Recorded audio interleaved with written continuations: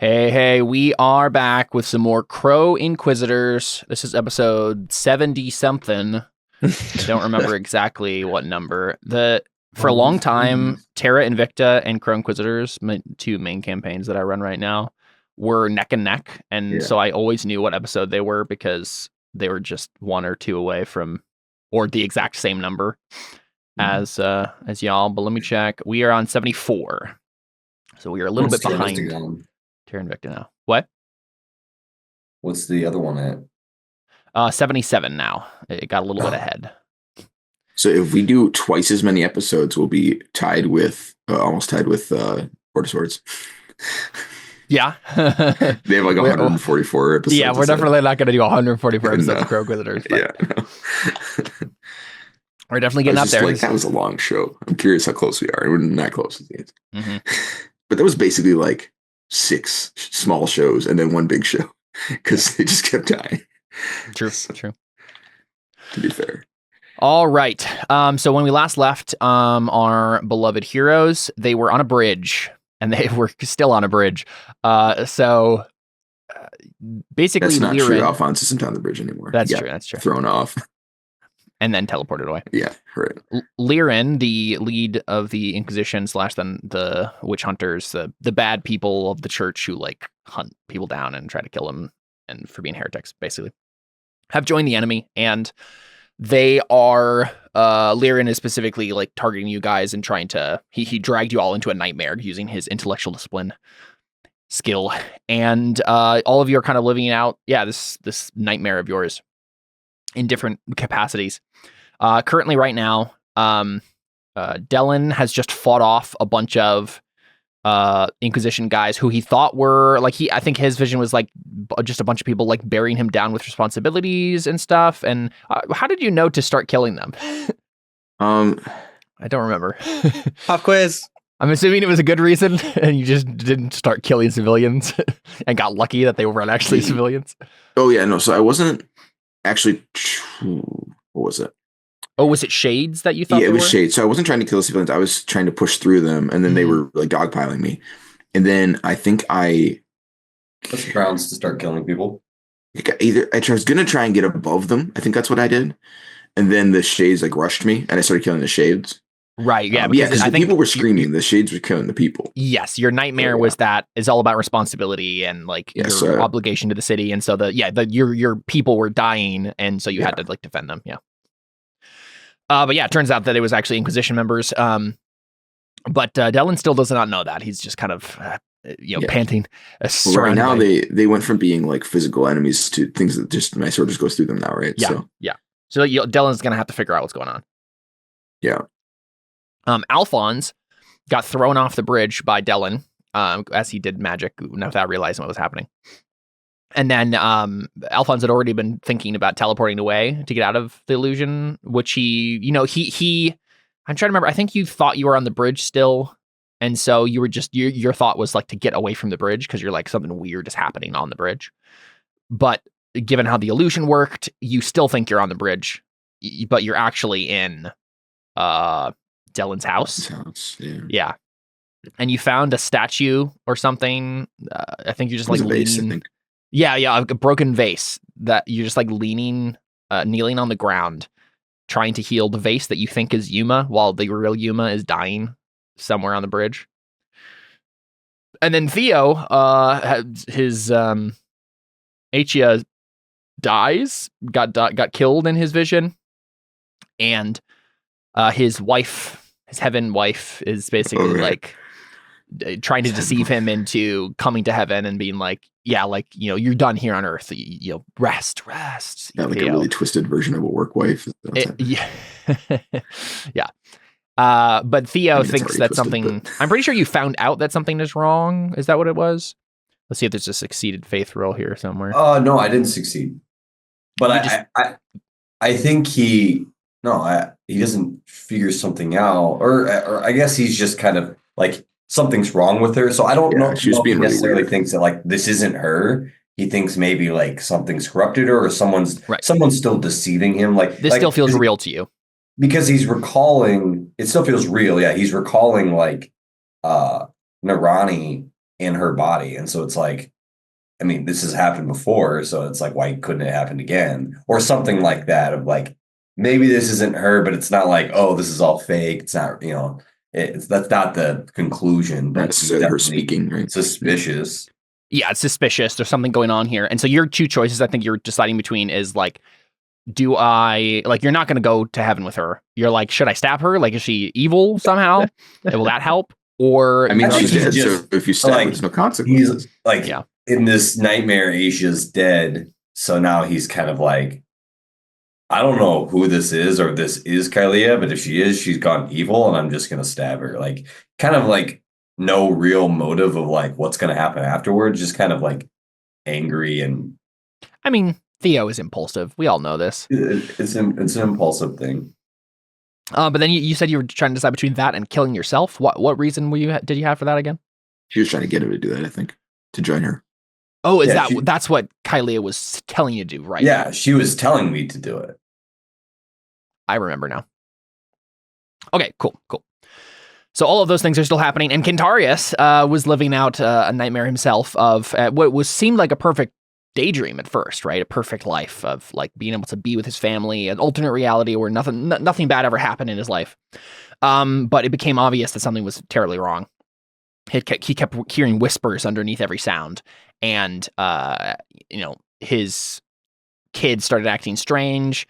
Cantarius stood up to like go do something because he was like, I can't sit and just be like present with my family. Like something's wrong. Like I need to be doing something. He was starting to just get really anxious. And then that's when your son, quote unquote, stopped you, and then you attempted with aura reading to figure out what was going on, failed, and so did not realize that Lyrian was going to stab you. And so I think the last thing we saw was like, I don't know if I actually described what it looked like for him to stab you, but I'm imagining because you said that like you go to hell after this, right? Like that's like the nightmare advances and you like get dragged into hell. But I think the impetus of that is Lyrian as your son. So we see Winter have a gigantic black spike appear in his hand and just shove it through your chest. And then black tendrils come to claim you and bring you to hell. So all of you are still trapped in your own personal nightmares. We got to figure out what's going on with that. But let's double check beliefs and instincts and whatnot, so we know what specifically you guys are aiming towards in this whole situation. Let's just do beliefs. Connor? This world is more than blood and gold. I will use the intellectual discipline to clear the obstacles in my path, despite the risks. The world will not end, not on my watch. I will escape this nightmare. I am a demon hunter, but my friends come first. I will make sure all of my friends stay alive as we battle the nightmares. Yeah, so you're focused on obviously getting clearing past with your intellectual discipline, which could be getting out of the visions. Okay, so you did change that to I will escape the sniper. Okay, perfect. So all of this is pretty clearly settled on the nightmare now, which is I think a good shot or a good plan. Good call. That's what I was looking for. But you also want to try to help your friends too. We'll see if Cantarius has the presence of mind to attempt to do that. But yeah. All right, Dellon, what about you? All right. Sergio must have may have repented, but the Inquisition is still beyond saving. I will ensure that its leaders are punished and its membership disbanded, or dismembered. My father and Faustus have both thrown their lots behind my nephew to get to Hypno and Luca. I must reach the demon that has claimed them. Yep. The mountain before us looms ever larger. I must get through this illusion if I'm going to get to the heart of it. On my blade and my life, I shall hold the enemies of God at bay. The greatest of these is Faustus and his master. I will expel his demon, or this demon from its host one way or another. Yep. So. Sounds good. So yeah, the plan is get out of the illusion, disband the Inquisition because they're behind the illusion. Not that you know that yet, but that was still something that Dellon wanted to do. Right. And then get to Faustus and stop Faustus. I guarantee not all four of those things are going to happen this session, but oh yeah, I know. I mean, one of them is killing him, right? I know. You have enough belief. You have the extra belief, so you always have like more beliefs than you actually really have time to do things with them. But and then I just get fate on them anyways. So yep, usually, yeah, I'm not too worried about it. Yeah, some fate farms there. Alfons, what do you got? My family will always come first. Now that the city is in chaos, I will ensure that my son is saved. We must fight this fight so that Lucerta can finally be at peace. The next step is defeating the ones causing this vision. If I lose the orb, it's game over, man. So I will escape this vision. None of you ever tell Jared that I gave him the meme. He's secretly been silent this whole time just to see if you would do it. Yeah, that was his plan. Yeah. Cool. So I think the first thing we need to figure out is how much damage Cantarius just took from being stabbed with a black spike. That's a lot of damage. 0. It was actually just not a lot knife, of damage. Not a lot. Mm-mm. It was in reality just a knife, though it did look like a black spike. That's a knife. Let's see. How much damage can he do? His 0. max is B9. What's a B9? Yeah, it's benign. It's fine. It's not even bad. Yeah, you get a Caleb, tumor. come on, you got to give that to me. You get a tumor. No. You walked right into it. No. B9 for you is a mortal wound. Okay, so I don't think he gives you that. I guess we could roll. Maybe that's what's happening here. Probably. Okay. Well, how are you defending against this? What your he's son is probably stabbing standing you. and drooling, right? Like, so it's probably just a standard test. If Maybe this was fight, it would be a standard test. That's what I'm saying. Yeah, if he's maybe got I don't know something else, if Cantarius. What did you fail a steel test? No, you know what? That's actually what we need to do because that's true. Yeah, intellectual discipline. When you fail, that's your magic thing. Is like when you fail, you have to make a steel test. So I think that's the thing that determines whether or not you get to fight against this knife wound. Like you see it coming when you're sure. Right. Yeah. So let's start there. So steel test, Cantarius. And this is based on your magic stuff. Wait. Power source. Oh, magic stuff. I mean, I was pretty sure it's my hesitation. I'm double checking that. I just want to make sure that like there wasn't any special things related to that. Let's see. A hex draws their power from dark secrets and mysteries of the universe. On a failed test, the hex must make a steel test against his hesitation. Margin of failure from the spell adds to his hesitation obstacle. So that's, I think, just 1. 1. Yeah, you're 1 away. So it's hesitation plus 1. There's a separate field to put in that. Oh, your hesitation. I think you upgraded your will, so your hesitation is actually 5. So I put in leave the hesitation as normal, and then put in a 1. On the extra penalty. Wait, so it says hesitation ob. Yeah, Should I leave it at that as 6? 5. Put that as 5 and then add something. And then the next field should be a 1. Conditional ob, okay. I put 2 persona into it. Of course. Ooh. Always just wasting persona. You have a 1 in 12 chance if you spend 1 fate. 3 1s, wow. No 6s. Gross. You got 29, so I would just do it. You don't have a call. Oh, yeah, for sure. And then if this is a 6, I can spend another 1, right? No, if it's a 6, it will automatically reroll. Oh, okay, cool. I'm pretty sure. Meaning you do have Resigned to Death as a steel call on. What would that do? This trait, this trait acts as a call-on for steel tests in which the character rightly assumes he is going to die. When the cause is hopeless, he's badly wounded, everyone else is dead, etc. Does this count, do we think? I mean, this is triggering. Just said that this is triggering after. Wound. No, this is triggering after he fails the aura reading test, so he thinks this is real, what's happening to him. As long as that condition counts for this, then I'm fine. Like, did he have any reason to believe he was going to get stabbed when he realized it was real? I don't remember. Well, I don't think I realized it. Wait, what do you mean? So what happens? The dangerous part here is that you're going to get stabbed to death. But if that wasn't a part of it when you failed the steel test, let me walk through the order of operations here, right? So, Cantarius could tell that something was wrong, right? He was hearing these whispers behind everything. So you stood up and you're like, antsy, you're like, something's off here. Your son comes over, it's like, father, like nothing, what are you doing, right? And then you made an aura reading test to try to figure out, like read the auras and figure out like, what was going on. Like you That I trying was to in a figure out the nightmare. spell, right? Yeah. Like what the spell was. And the failed roll told you everything here is real, right? Like your senses are lying to you right now, Oh, and yeah, for sure then. everything is real. So does that trigger for you just that moment itself that you rightly so. assume you're going to die? Well, I mean, if wasn't the I whole mean- point of the vision that everything's fine and that he's not going to die? No. Well, yeah, at first it was. No. It was trying to keep me there. But Right.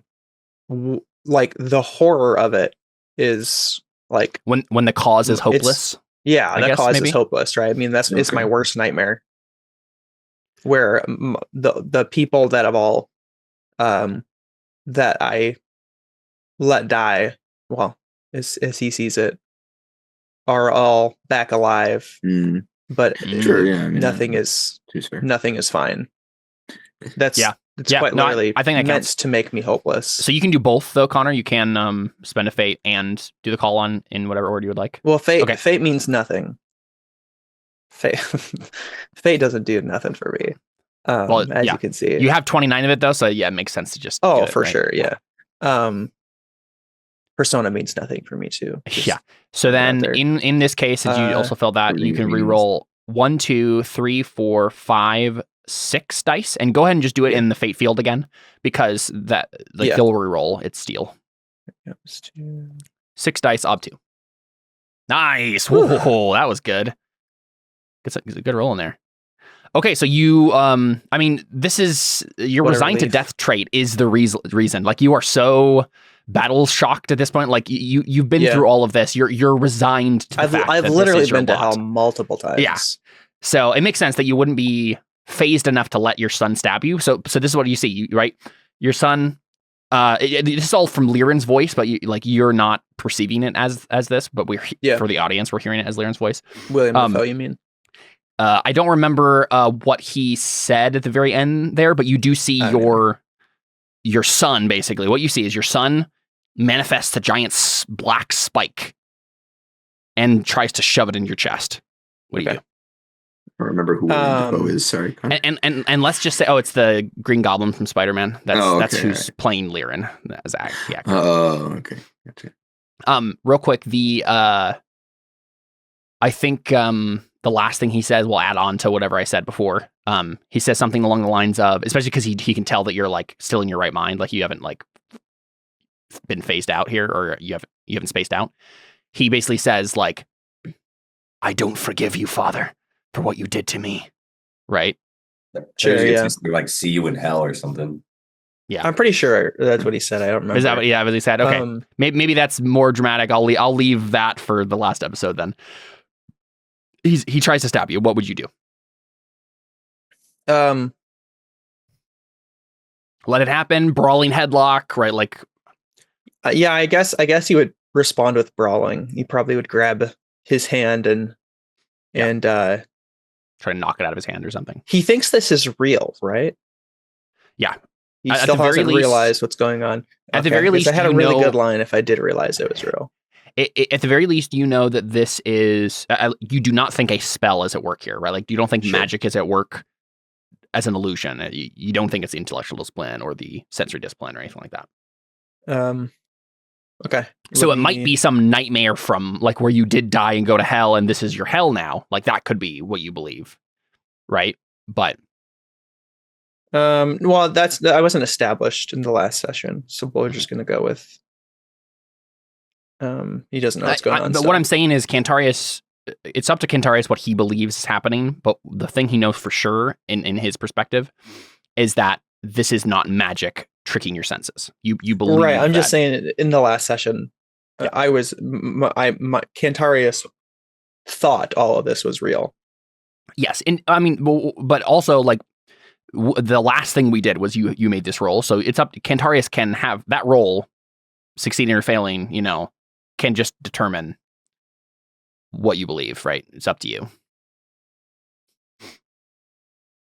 Like there was a moment where you tried to do something and it failed, which at least gives you some information for Cantarius to come to some conclusion. He doesn't have to keep thinking it's completely real exactly as he's seeing it. Okay. Well, let me just just up to respond with Cantarius. brawling first to see if I die. Yep, that makes sense. I'm gonna fork in anatomy. Let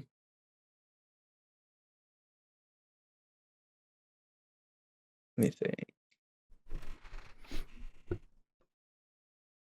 Can I It's gonna be one of those sensory discipline here, or no? Because my senses are technically being controlled. Yeah, I think we'll say no. What? And then is this going to be a what's it called? Contested, I assume, right? Yes, don't have roll him yet. roll first. Yeah, I'll give you that. Let's see here. All right, your ob is 5. Pretty average roll for him. You watch. This is going to be like the fake out thing that happens at the end of an episode of a show where like your character gets stabbed and then it's like, oh, he didn't get stabbed after all. It was just in his own mind. Now we just need Asaka to like reiterate what was said in the last before the commercial break.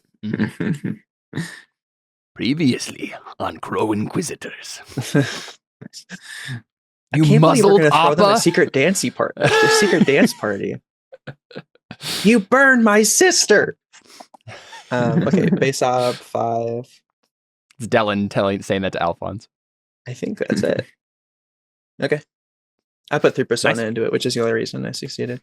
I keep getting skimpy. I keep putting 2 persona into things because I'm like, oh, I have enough dice. Mm-hmm. But as long as I sacrifice enough, the RNG gods bless me with. I mean, isn't that Cantarius' life though? Yeah. So Cantarius, you managed to grab your son's arm as he tries to stab you with a black spike. For the commercial break point, let's just say that Liren made me think that I was stabbed with the illusion, and then I used steel and been like, I don't care that you stabbed me, and then I actually stopped the actual blade. Sure. We'll play it out like that. It kind of glitches, like you get stabbed, and then you're like, and you grab the actual arm that's stabbing you. You know what? Actually, I like that. I think like that's what we see. We see because we just saw like your son do it before. Yeah, maybe he stabs me, and then I like reach for it, and I don't feel blood, and then I'm like, wait a second, and then I stop the real blade. And I think maybe you even like the spike is in you, and you grab what you think is his arm, but there's no arm there, right? Like you feel this like weird fuzziness, and then like we see an arm glitch out. Kind of imagining like Spider-Man, Far From Home, or No Way Home, or whatever the middle one was. Far From Home, where he's like he grabs the arm that like he doesn't realize is there just by instinct. So we see this like arm kind of like fading in and out of existence, and then you grab it, and then that's when the illusion solidifies into that's his arm up there. So it still looks like your son to you, but it's like his arm was like it's like some sort of trick being played on your mind, and you managed to grab it, and then the spike goes away in your chest, and what do you do, right? Like knowing like your son just tried to kill you. I think. I think he just says. The whispers that you've been hearing under everything are going crazy right now. Yeah, I think he. I'm gonna say, just to move things along, I think he realizes that this isn't real, but he assumes it's hell because he's assuming wrong since he failed that roll. Yeah, and I think he like is holding the knife, and looks at him and just says like, I understand now. This is what I deserve. But son, tell me that you're not really here. I already had to kill you once.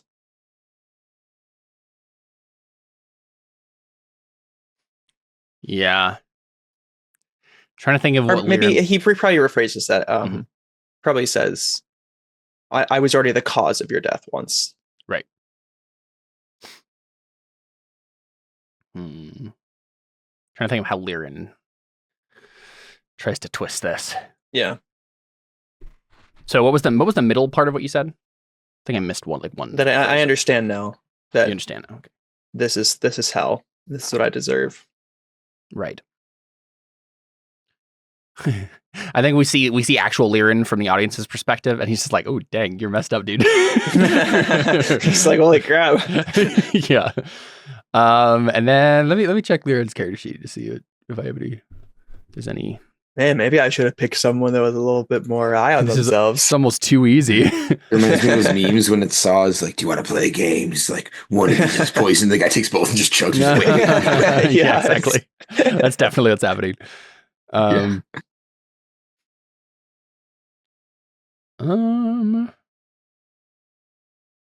Ooh, didn't realize he had that trait. That's interesting. Liren, we get an anime moment inside Liren's head, and he's like, "Quick, say something that Winter would say." Yeah. I think he says.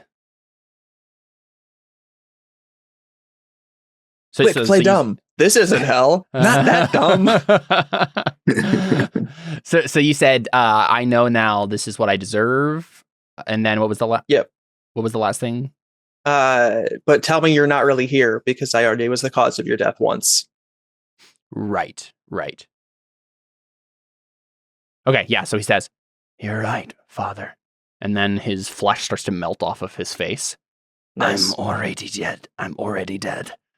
And then kind of melts in front of you, and you look around at the room, and your family is also melting. I'm imagining like gross. The kind of like horrific nuclear bomb goes off sort of heat.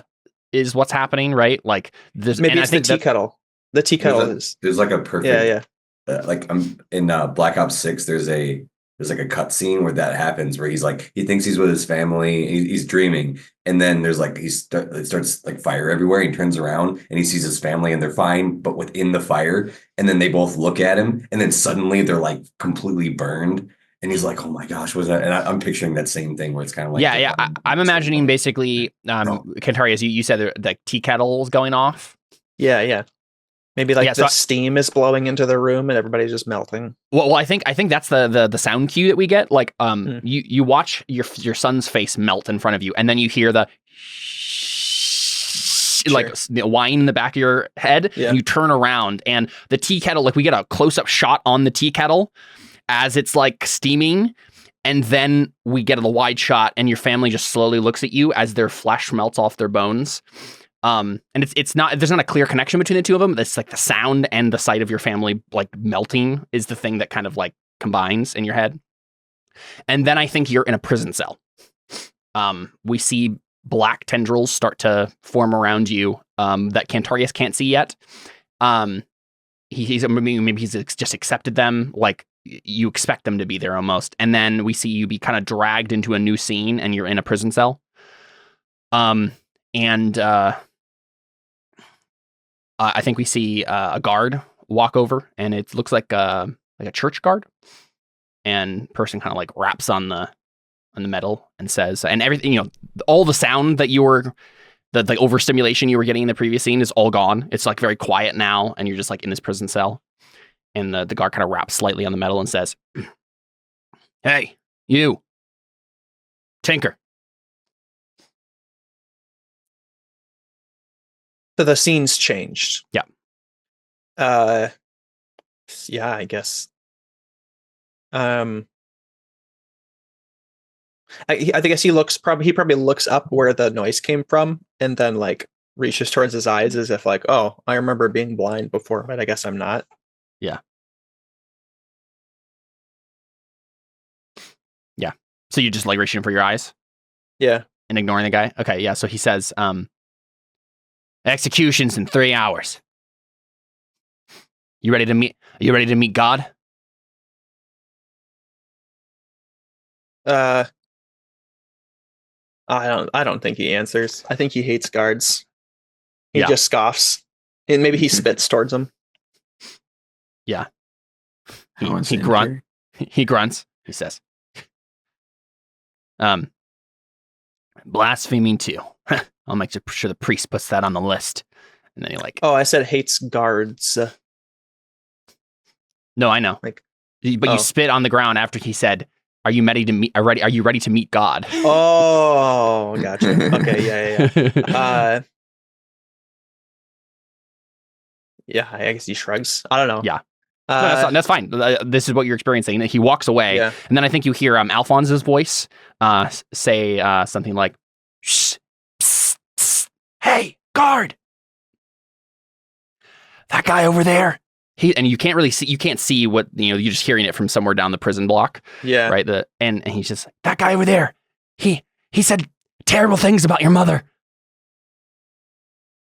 You hear some booted footsteps. Man, the whole campaign was a dream. Man, I don't want to do it over again. This took us like 10 years to get here. Yeah, I guess. No, it's one of those stories. I guess he where, probably whispers, so it is hell after all. It's one of those stories where it ends with him like seeing a vision of the entire story, and then it just like it's gonna happen. That episode of Seinfeld. But like, yeah. Yeah. I say it's hell after all because Alfons is here. Yeah. Yeah. And I think as you say that, like there was a guard like on their way to go like deal with Alfons, right? And they stop and look at you, and they say in Liren's voice that you don't process that. Mm-hmm. They say, "Why are you so fixated on that?" Yeah, he just ignores them. Totally fine. He don't care. Yep. He goes over to the bars, and Alphons is still saying dumb things in the background, like, he pretends to be a holy knight, but he's actually terrible. He's sleeps around. No one will believe that. Yeah, and then the guard is just like going over to the bars and looking at you, and says again in Liren's voice, "I'm the one who's in the church, Cantarius. I'm the one who should fear hell, if anyone. But you know what I found? I found that hell is where the power is.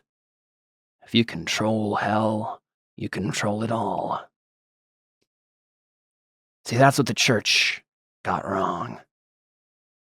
The church, well, they fear hell, but not because it's some place of damnation. Because if we merely reach out, we can go beyond it all. Become who we were meant to be. Powerful. No one can stop us anymore. I think you've come to realize that, haven't you, Cantarius?"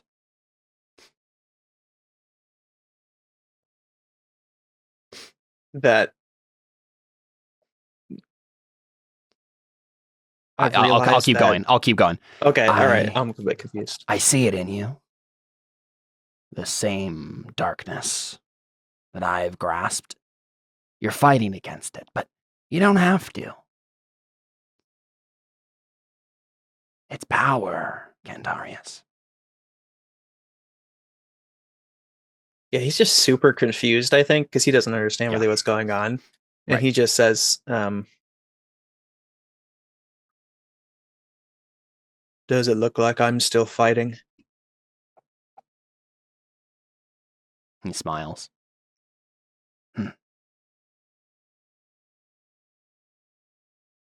And then I think we get a flash forward. Suddenly you are at the grave of a child. Oh, good. And there is you've just set a doll down on the grave. You're kind of overlooking the ocean next to a small village. And the words that you just spoke are echoing in your head. We hear them like coming back to you in the waves as they crash along the cliff. He probably says it again. Who says I'm still fighting? And you feel this, like this weight of heaviness on you, right? Just like the death of this child broke you. And I think, I'm trying to think, I think Achia comes up behind you. Oh, good. And I think she leans down and says, Cantarius, why do you... No, she says, Cantarius, are you all right? No, I'm in hell. She frowns.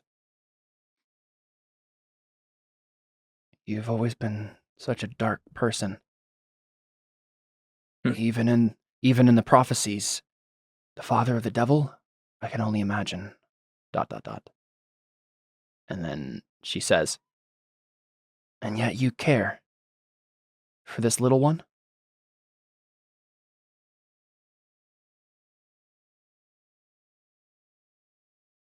I don't think he answers. He doesn't understand the question. He just is like, yeah. Go back. What does he say? Go back to whatever realm you're from, Aegea. Leave me to my hell. Yeah, and I think we get like a weird glitch again, where like Aegea seems to stretch, like she's being pulled to something, and she says, "You can still fight it, Cantarius. There's still more to do." And she kind of gets pulled away, and then you are in. Wait, so is that actually Aegea? You don't know, like, and I don't know if the audience knows either. Okay. We pass along. I guess I'm the audience. And we see you are in that fortress at the Wharf District that you guys took over in the second season. Yeah. You are sitting in the room with your dead son, whittling at a stick, at a piece of wood. Yep. And we see the shavings fall down onto the ground next to the broken body of your son. And I think you see Uras at this point. The demon like kind of appears in your vision like he appeared before when he was like a shard in your soul or whatever, right? Mm-hmm. And he says, he looks down at the body and says, such a waste. I had grand plans for him, and your friend just threw it away. Looks at you. I think his initial reaction to seeing Eurus is probably I should kill this thing just in case. Yeah. So I'm going to have him use intellectual discipline. You finish your whittling. Yeah. Maybe you finish your whittling into a steak and then just like rise and. Oh no, he's just gonna try and like melt its mind. Just like. But for the visuals, could we have that be what happens? Like obviously you're using intellectual discipline. I just think it would be cool. I think it's more cool if he's still just whittling and just melting its mind. Yeah, you just like glance off briefly and then his form just starts to break. Okay, yeah, sure. Yeah. So what are you actually attempting to do? He's trying to kill Eurus, which if it's Liren, maybe he's attacking Liren and doesn't know it. I think that maybe is what is happening. Yeah. Okay. Sure. Just open-ended, just go for it, or you know what, Caleb, I'll give it to you. He's gonna use this. He's gonna use a stick. I'd like to fork in brawling. Yeah. Well, so part of this is I think is like you are still like you fail to know that the spell is happening. So I feel like you obviously like blocked the blow before, but I feel like that's different from being able to actually aim at him. You might have to do. Well, I can just fork in anatomy then too. No, what I mean is I think you might have to do something to find the right spot first, right? Like the where he actually is, right? To actually do damage. Otherwise, you just go up and stab the image and nothing happens, right? Do you want me to roll sensory discipline then or an intellectual discipline? Because I don't know which one I'd be fighting. Obviously, he like intellectual discipline is closer to his heart. Well, let's talk this through because I think like we could easily say you just go and stab the image and Liren could just play along and have you destroy the image, right? That would be easy enough for him to do. Yeah. But what you as a player want to happen is you're striking back at like the vision itself is kind of the idea, right? Like you're like go away, like this should stop. And in which case you do need to like I think figure out either this is you just like reaching out and trying to break the entire thing, or trying to find where Lirin is specifically, whether or not Cantarius himself knows that's what's happening. Well, okay. Which one of those are you trying to his instinct is to always be on the hunt for demons, and what was the other one? How's it always deciphering auras? So he's just instinctually looking for the right place to. Well, also to be fair, if you're attacking his mind, it doesn't really matter where he is physically. And if you're able to find his mind to attack, then you might be able That's to what I tell was that it's asking, not in the right. right place, and then you could. That's what I was asking. There's two different things here. Either you're reaching out in general with your mind and trying to break the whole thing, or you're going up to where like you're trying to actually stab Lirin. In which case, you need to figure out where he is first. I feel like if you're describing yourself as like walking over and stabbing him with the stake, then that's trying to find where Lirin is and then stabbing him. Yeah. Okay. Cool. Yeah. Let's do that then.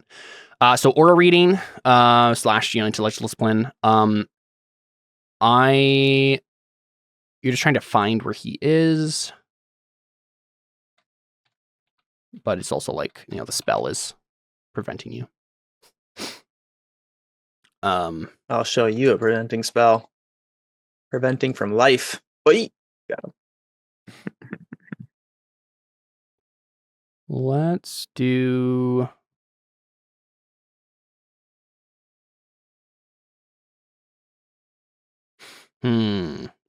So the obs here are basically about reading something. Yeah, okay. So what you're trying to do is you're reading the aura of what you think is Eurus. Okay. And if you succeed, you actually find out that it's not Eurus, instead it's Lirin, and you can stab him, right? I think that's the idea. So let's do. I'm trying to think of what trait would like tip you off to that. Where's Liam's character sheet? Yeah, it would probably be a die trait, I think. You know what? I'll give you a character trait. There's a character trait you could find that I think would give it off. Okay. Would be kind of fun way to do this. Unfortunately, Lirin currently has the obscure aura trait on him, so it's going to double the obstacle. So your ob is, instead of being 3, it's actually going to be 6. You should be able still be able to get it though. Okay. As opposed to you failed 5 last time. So I'm going to fork in sensory discipline. Mm-hmm. I think that's it. So you said ob is 5, right? Yep.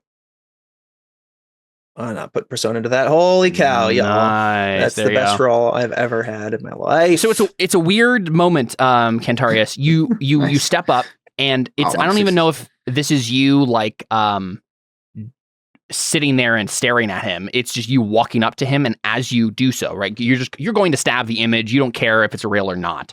But the thing you notice as you just read the aura that you see is you do see there's like a wall that kind of you have to push through to like find the real. Like there's the base aura of the illusion, right? Like this is a demon, everything your mind would convince you for this to be real. And then you kind of push through a wall almost instinctively, right? You're just good at this. You push through that wall and see a veil of stuff underneath that. Yeah. And you see traits such as always in the way, spooky, unhinged, which, spooky? Spooky season, y'all. I know. Which are traits that Lirin has on his character sheet. But the thing, the That's character hilarious. trait, the character trait that like tips you off really to this not being Eurus is he also has a trait called calloused. Lirin does. And it's like his calloused hands that are the thing that I think give it away. Eurus is presented, he's played by Cillian Murphy. He is like a very... He looks like a nobleman or like some fancy guy who's never worked a day with his hands, right? But Lirin, you have a kinship with Lirin because he was like a master of a house, like worksman, craftsman type, right? When you first met him, he has calluses on his hands. And you look down at these hands and you don't recognize these as Eurus's hands. These are not like the prim, proper hands of this like demon who's been haunting you in your mind for forever. This is the calloused worked hands of a man who takes a knife and stabs it in your gut, or works with something on, builds something with his hands. And you're like, no, this is not like, at the very least, this is not Eurus. right? This is someone more real. And so you step over with a stake and try to kill him.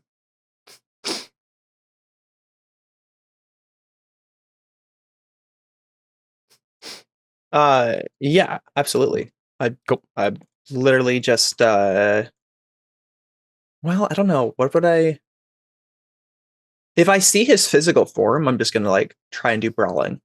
Yeah. So actually, you know what? Let's do a linked test. Let me do. I'm gonna do intimidation. Once I see him, I just want to Try- be like Intimidate him into like pausing, like skill yeah, tests. yeah, and then I'm just gonna be like he sees him, realizes what's going on, and I want I want to say I mean, just be like, I found you. Just try and be like have that like he like goes up to Eurus and is like trying to stab it or whatever. Just trying to stab Eurus, and then like as he gets close, he just realizes and then like looks behind the spell. Like I guess maybe we get like some imagery of him like puppeteering it with like black ink stuff like that I see in the clouds all the time, and I just turn and look at him instead, and yeah. Yeah, it's like as if Lirin is like kind of standing slightly behind the image, and there's like black goo or ink like connecting him to the image. Yeah. I'm gonna fork in. This would be an Ob 6 intimidation. Okay, I'm gonna fork in sensory discipline. Can I fork in ugly truth? Sure. Cool. Just feels right. Can I finally fork in junkwise? Since he's a piece of junk. He's a piece of junk. I don't think so. No. One of these. What about you're stabbing him with a piece of junk? Oh. Well, maybe I could use that as I stab him then, because this is just intimidation. Yeah. Gotcha. You said base up 5? 6. 6. Oh, that's his will. I shouldn't have tried this. No, I shouldn't have tried this crap. 10 dice though, and you can spend 2 fate to reroll 2 dice. It's crazy. Oh, I have a call on. You also have a call on for this. Too. Yeah. Let me I'll spend the fate first. So. Yeah. Makes sense. Nope. Absolutely nothing. Okay. Where's that stupid trait? Dreadful or whatever? Yeah, I think so. This character is so horrible to look upon. Dread fills the heart of his enemies and friends. This character uses this trait as a call-in for intimidation and interrogation. Okay, so that's just it. In which case, I just reroll failed dice, right? 1, 2, 3, 4, 5. But not the 3, 4, not 5. the fate dice, right? It would be 6, but that 6 re-rolled. Yes. Or no, it didn't re-roll. It didn't re-roll because I used 1, 2, 3, 4, 5, 6. This intimidation doesn't explode, yeah. So remaining was 2 still. 6 dice. There you go. Oh, all successes. All my more 6s too. So that means he hesitates for 4 beats then, or what is? I believe that he makes a steal test against his hesitation plus the margin of your success. That's crazy. Right, so I think it's plus 4. And then I am going to switch to my laptop in a minute here. But all right, I'll make him make a steal test.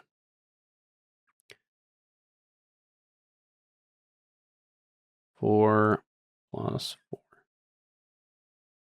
Trying to get oof, yeah, that was not good. All right, so he hesitates. I am going to stab him in the face, I think. Sounds good. Any objections from the crowd? Yep. Go for it. So this would just be an attack. Like this is just open-ended damage. So I'm going to fork in anatomy and junkwise. So it'd be against like Ob 1, basically.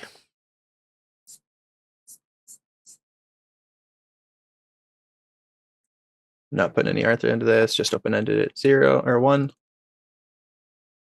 That's not possible. Let me switch to my laptop. That's ridiculous. I don't even understand. This game hates me so much. The odds of these last few rolls are like ridiculous. That's so ridiculous. I think this basically works as an improvised shiv, basically. In which case, you are... I was muted. Don't you have a call on for brawling? I think I do. Oh, you do. I do. Yeah, you're welcome. Thank you. Yeah, because the ad is definitely 2. No, sorry. Ad is 1. I think you already got the highest. Because it's like a poor quality ship, basically, right? Well, I mean, he would need 4 then, right? Or wait, what is just stab him in the his... face? That's true. Yeah, I would just use it. Connor. Yeah. Or oh wait, no, the stab was 1. It is, but yeah, like he has gotten the highest roll possible. Yeah. For damage, but he does, I think, still need to. I mean, what would more successes do for him? I thought he could aim in the face. Oh, aim in the face. I see what you mean. Well, he's not wearing any armor, is he? I don't think so. I think that's the only actual benefit to aiming at the face is that they tend to have less armor. That's true. It would be cool though. But yeah, yeah. So technically, Connor, you don't need it, but if you want to use it, I mean, if you're not going to use it any other time during the session, you might as well, I suppose. But I didn't realize his op was 1. I was not paying close enough attention. So he's dead either way.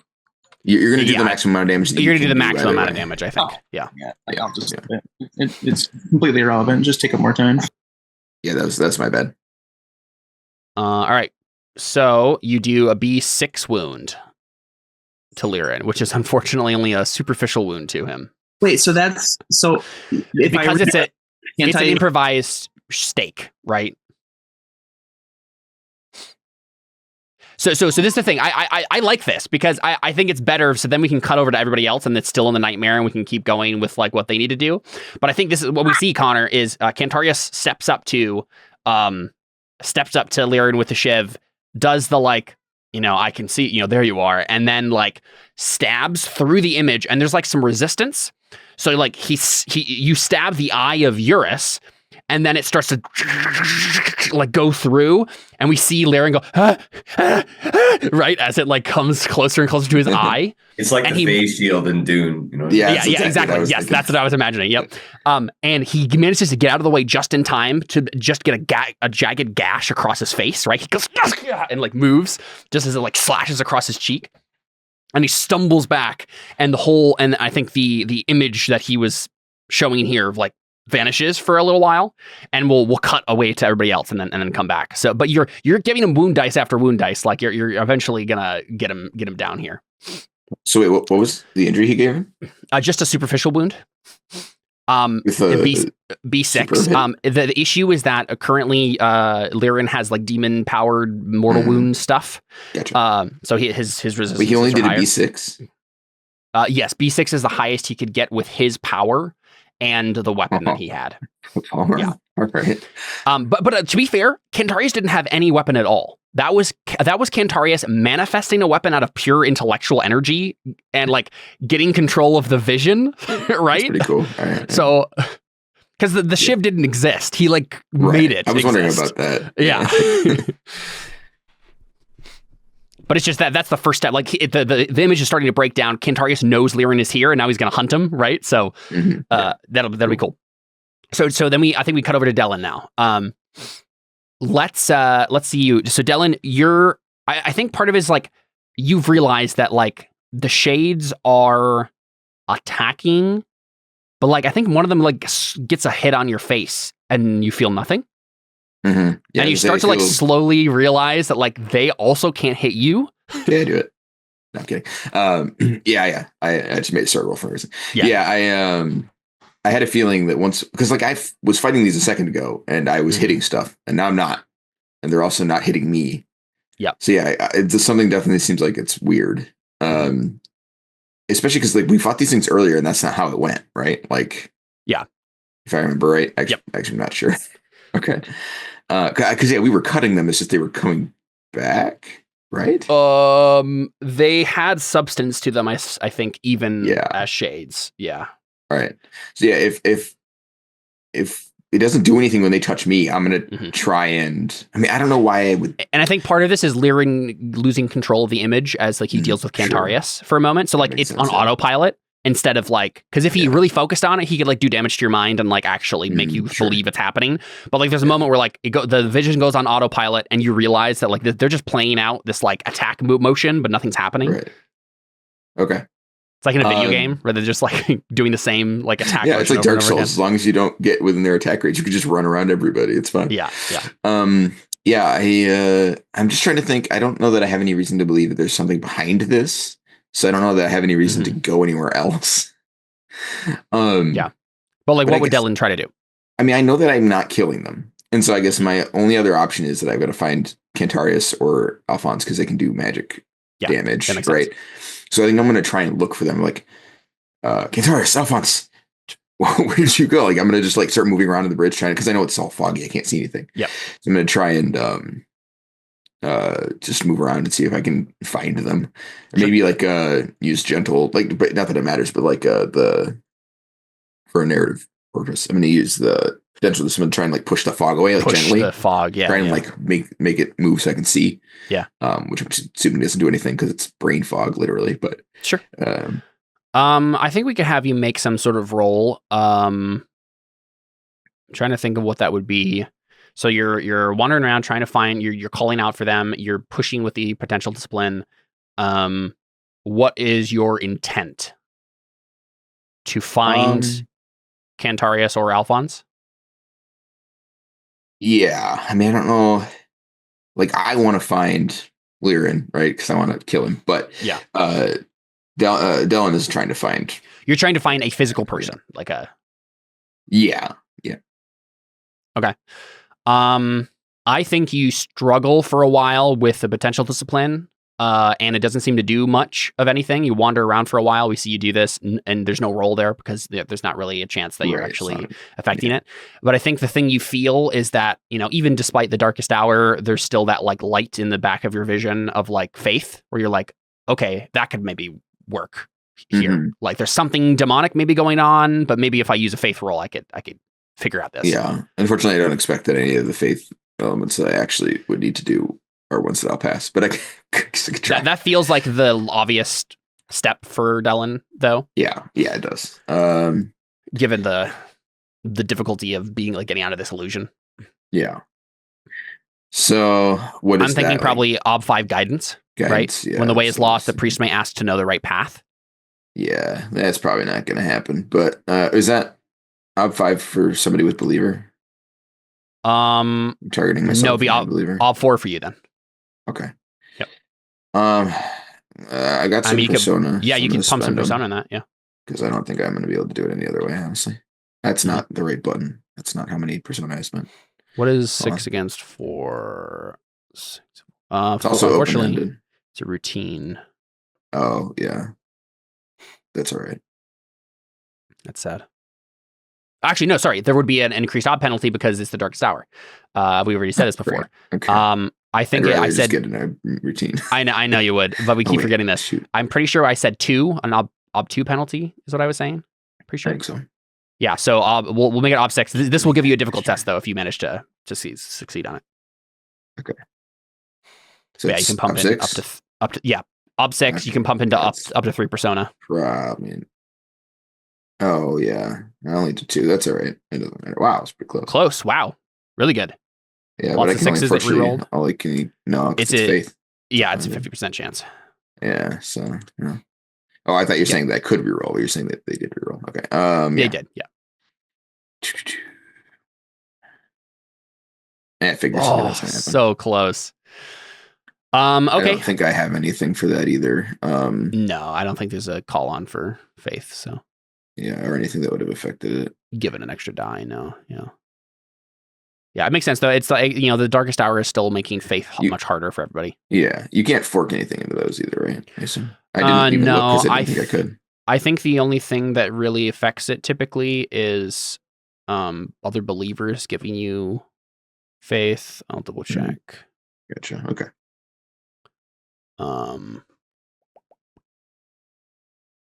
Where is this? Oh, I know there's a spot that talks about help. Here we go. Other faithful characters use the standard helping rules. And then those with a belief in the faith grant +1 die, helping die for every 20 to 50 accumulated will dice. I remember. Okay. Yeah. So not much there really. Oh, well. Mm-hmm. Yeah, so you feel like there is an answer, but it's like it's really at the edge of your vision. You maybe feel like there is maybe we do see the start of a lighted path, right? And it starts to guide your way slightly, but then Liren gets back control of it again, control of the vision again, and like senses that this is happening or something, right? And and then the fog goes over it again. But I do think I have an idea for who you actually find instead, though. Okay, yeah, I was gonna say, if that's the case, I'll move towards where it was pointing, and then maybe I'll find the wrong person. Exactly. Yeah, I think that's what it is, right? You don't find Alfons or Cantarius or Liren. You actually stumble upon the body of Yuma as she's bleeding out. Oh, jeez. Okay. Alfons is nowhere to be seen, right? Like he can't be here right now, and so I think it's Dellon who is the only chance she has to not die. I literally don't think I can do anything to help her. Especially because we passed a session. Let me double check what wound Liren would have given her, because he slit her throat or stabbed her, or I think it was he stabbed her through the back. Yeah, he did. Yeah. Well, no, somebody stabbed him and then went in through him and into her. Oh yeah, no, it was Alfons was talking to one of the other Inquisition members. It was always Lidio. It was the other. That twin Inquisitor. And so he wasn't going to stab her, and then someone stabbed both of them. And then Liren stabbed him straight through. Yeah, so you see both of them. And I think that's what the faith is allowing you. Like the failed faith, you don't get quite what you want, but like the faith vision thing that you got did reveal push away some of the illusion long enough to actually see what's really happening here. Right? This like small area, this small clearing in the fog. So you see a dying Lidio and a dying Yuma. Both of them have gotten a B9 wound. So let me just bust out my surgery kit real quick. And I know. So that would be a traumatic wound for Lidio, which means he's still alive. He's still conscious, actually. Okay. Or sorry, I guess it would have advanced though because a session passed. That's what I was going to say. Okay. So that's the initial wound they got. Let me double check real quick because I'm pretty sure. Yeah, I'm pretty sure it's a very brief window of time that you have to treat a traumatic wound before it gets worse. Probably, yeah. Traumatic. Here we go.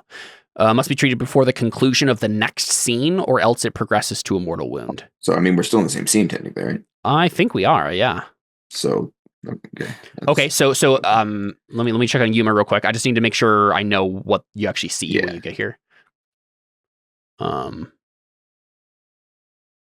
Yes, unfortunately, Yuma does not have the stats necessary to remain conscious. So we see Yuma unconscious, bleeding out from a traumatic wound, right? Like stabbed through the chest or through the stomach, or some internal organ has been ripped, right?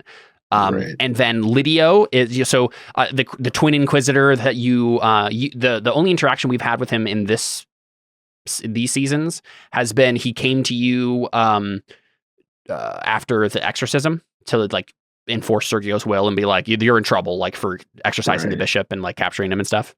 Sure. So he was working with the Inquisition. He had a haunted look in his eyes when you last met him. His brother, his twin brother, is the one who got a vision from a god and told you about like the god of war and stuff. That after you woke up from whatever thing it was that happened before, or you woke up from, I can't remember what happened.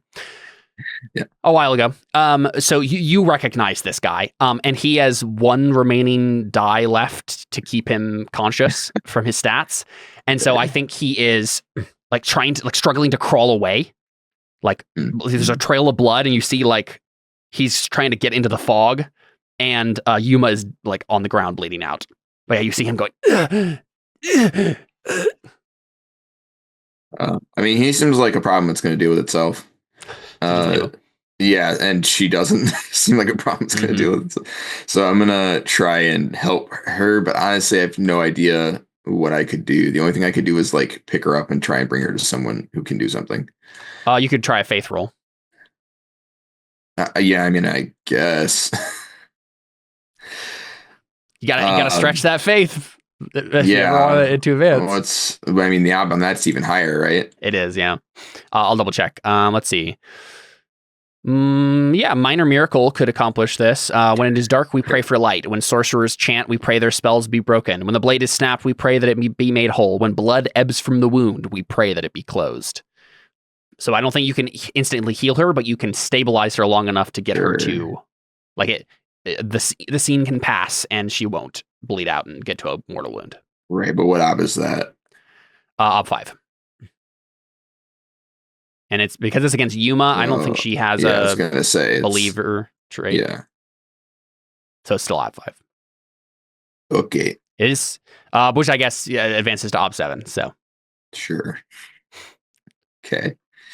But I feel like that's what you try, right? Like, yeah, I mean, I don't have any other actual exactly options, I guess. If you fail, then obviously we'll move on to the whatever else would you would try. But Ob 7. Yep. Yeah, not even close. Even worse. You tried. Yeah. You tried so hard. Do you want to spend a fate on it or no? Nah, it's not much point. Yep. Yeah. So, what do we actually see from that? Yeah, I mean, I think like at this point, he's just frustrated, right? Because I'm sure he can feel that something's in the way, right? Because it keeps blocking him. So I think he just like, we hear him, sort of praying under his breath, and I think he just slams his fist into the ground, and then he's just gonna pick her up. And I guess the best I can do is try and find Alfons. And we were all going to try and get to the thing. So I'm just going to run across the bridge. I'm just going to move because even if something happened to Alfons, the only place I assume that he will go is where we were going. So that's I think my best bet to try and find him. Sure. So yeah, I'm just going to try and cross the bridge, try and get to and I don't know where anybody else is. So there's no point in me, wandering around anymore. Yep. Let me double check the illusion stuff. Intellectual illusion. Victim believes the illusion to be true.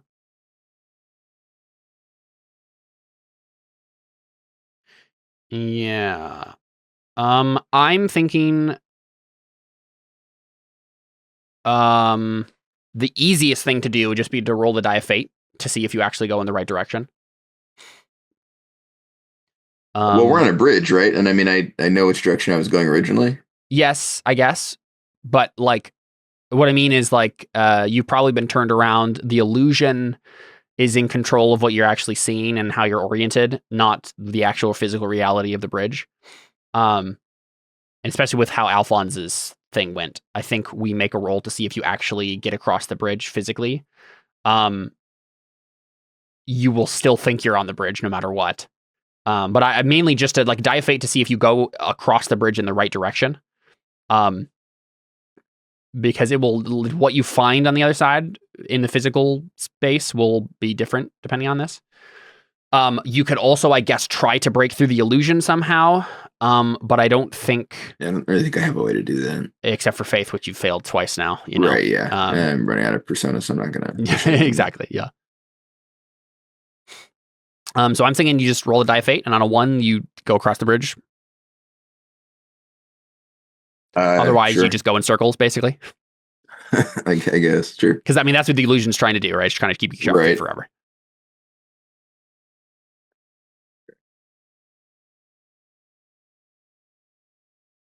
So yeah, go ahead and click on the die of fate button on your character sheet. And I'm trying to. If it's a 1, there it is. Go in the right direction.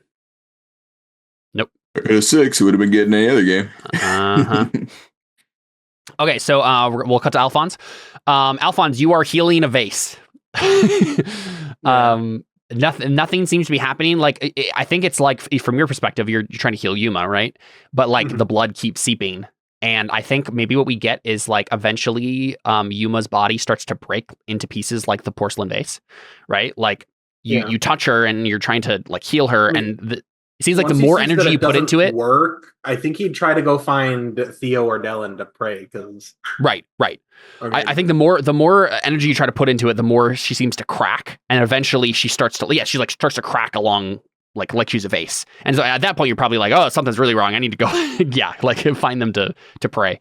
Where do you go? Mhm. Like you're just trying to how Just are you teleport attempting? back to the bridge? Well, you still think you're on the bridge?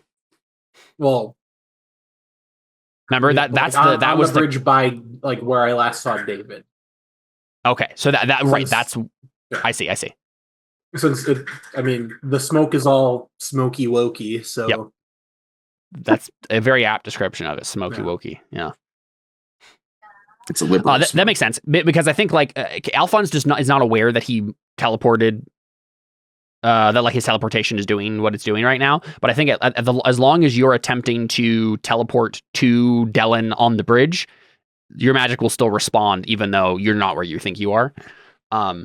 It'll just be more difficult, probably. yeah. Let me double check what we had you roll last time. While you're doing this, I'll buff myself. But There we go. Ob 8. Special discipline. And this is you actually succeed at getting to Dellon, right? Yeah. That'd be great. I know. Yeah, it would be.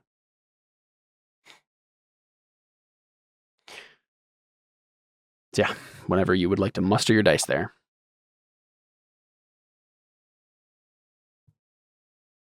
And by whenever, I mean now, but Yeah.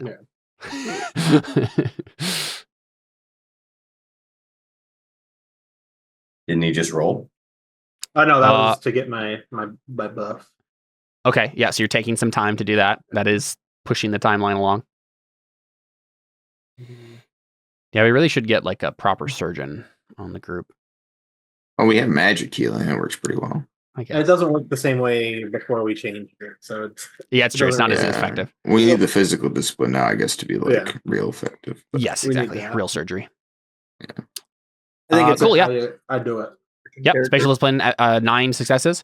And I think part of this is oh, you know what? It should have had an extra 2 ob because all of this should have had extra 2 ob because I keep forgetting this, but we're in the darkest hour. Anyone with powered by god magic has +2 ob always. Would you like to spend fate on because you failed both of these then by 1? You can spend 1 fate for each to roll 1 die. Start with the essential discipline. There you go. Special discipline. There you go. Nice. Just had to spend a couple of fate to do it, but you managed to push beyond that, and that's what we feel from Alfons, right? Is it's Alfons. We all expect this to happen every time. Yeah. We see you push beyond that veil that's covering not only the bridge but also your ability to use magic. And it does feel like there is a lot of resistance here that you're trying to push through, and but yeah, you eventually manage to. And to you, it just looks like you're kind of being funneled through the smoke, the fog, right? Suddenly it's the fog is whipping past you, and then you are next to Dellon. I'm trying to think of what happens here because I don't want it to be you get to Dellon and then he's just fine and you just heal Yuma and there you go, that's the end. I feel like there should be another complication here. I don't really have another named character. He looks like one of our villains. Yes, that makes sense. Yes, that's the way that the illusion would try to do it. So let's have it be, I don't know, who would be the person that you would be uh-oh, I need to attack this person immediately. Me? Or... No, out for Jared. When he sees, I guess you're both going to see each other as villains. That's probably what we need to do. That would be pretty fun. Just spouses. Yeah, that's the easy answer. Yeah, I don't really have an arch enemy. Well, yeah, I don't really have an arch enemy. Everyone hates me. They all equal opportunity enemies. Constantino. Oh no. That's true. I've returned. How No. many times do we have to teach you this lesson, old man? Or it's Furio. Furio is just up again. That's Yeah. true. That for Dellon, it could be Furio. Oh gosh, yeah, that would be He's infuriating. like, are you kidding me? Are you really kidding me? Are you kidding me right now? Faustus was the one who shot me with the arrow, right? Yeah. Because it would have to be like him. no, but it'd have to be like a swordsman, right? Like you're both seeing a swordsman that you have to fight. I think is the idea. That's the most interesting. Okay, so this is what we see. All right. Dellon. Okay, so I think Alfons sees the God of War. Oh no. Dellon, is it more interesting for you to see Furio or the God of War yourself? Because you could both see the God of War, and that could be kind of fun. Yeah, I don't know that I have any. I don't even know who that is, right? Like, yeah. So, like that would be cool, but I don't know that Dellon would have any reason to attack him or even know who he is. He'd just be like, "Oh, well, who's this?" Yeah. And okay. So let's do Furio then. That makes sense. Yeah. Like Constantine has returned and grabbed Furio's body, right? Like this is all Dellon imagining this, right? Yeah, this is supposed to be Dellon's nightmare and having to fight him again the third time or fourth time or whatever it would have been. So, Alfons, we're still from your perspective. So we see this first, right? You teleport to where you think Dellon is, and I think what we see is Dellon is there fighting the God of War. That's purely imaginary, right? Oh no, it's the God of War holding Dellon's corpse. Right? That's what you see. You don't see Yuma. You see God of War like holding Dellon's corpse. And to you, it doesn't look like he's like cradling the corpse. It looks like he's like victorious over a fallen foe, like lifting him up to inspect him. Right? What do you do, Alfons? So we can't just fork magic into combat. We have to roll with it, right? Yes. And that takes time.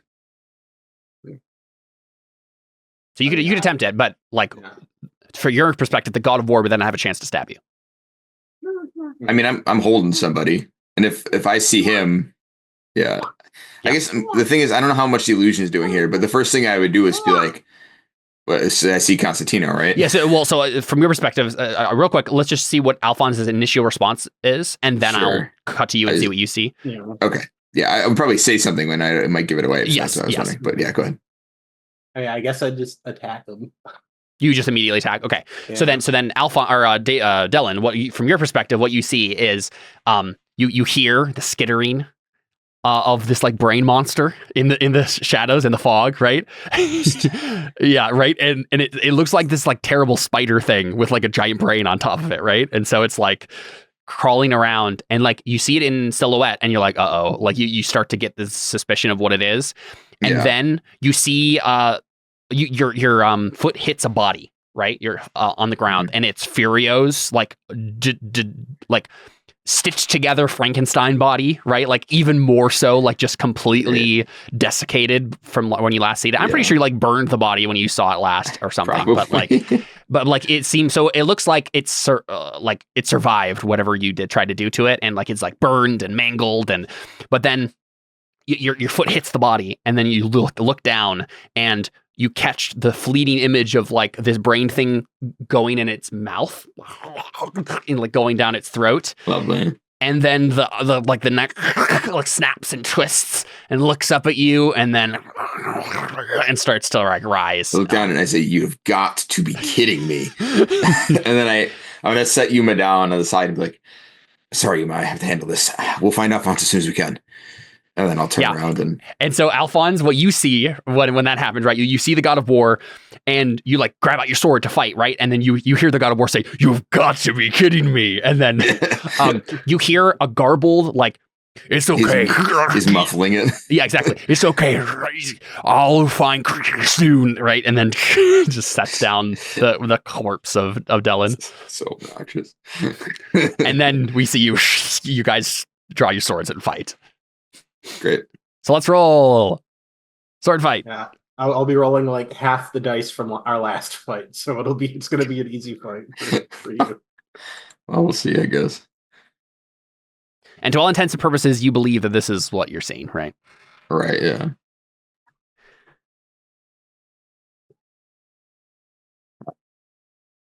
Yeah, we're gonna resolve this without killing each other. But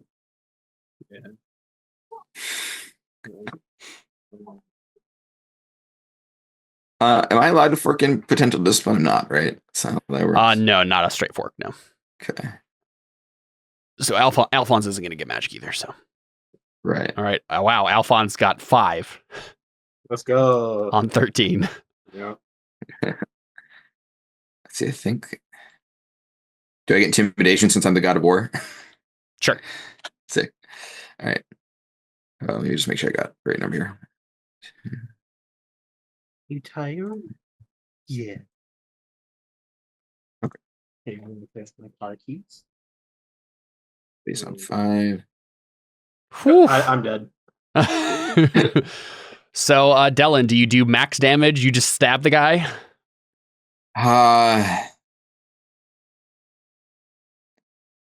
Well, I mean, you have persona, right? Yeah, Alphons can spend persona All to right. like not die here. So, I mean, in my mind, I'm not interested in Furio. I'm pretty sure Furio's body is a puppet. It's Constantino's stupid brain monster that I wanted to destroy. So I'm going to try and destroy his brain. What does that look like? You have control of the situation until Alphons spends the persona point. So what do we actually see? If he doesn't spend the persona point, you do the max wound possible, right? On whatever location you would like to do it on.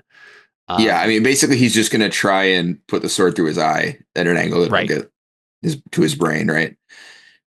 Do we see you like knock down Constantino then, or Furio's yeah? body? So like, I guess you came at me first, right? So what did that look like? Because then we can give it a little bit of flavor. I think he does in a blind rage charge you. Yeah, I mean that's exactly what Furio did last time I fought him, so that totally tracks.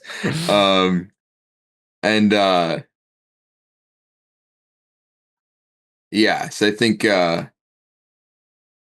he says, "You're not getting away this time, Constantino." And I'm just gonna I guess you probably just see like you charge at it, you do like a strike, and I parry it and then turn and then like go to strike, like turn the parry into a stab and try and just go through his eye. Sure.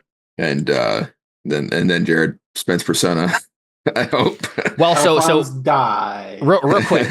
What mechanically what's actually happening is you're doing a B10 wound, on his head, right?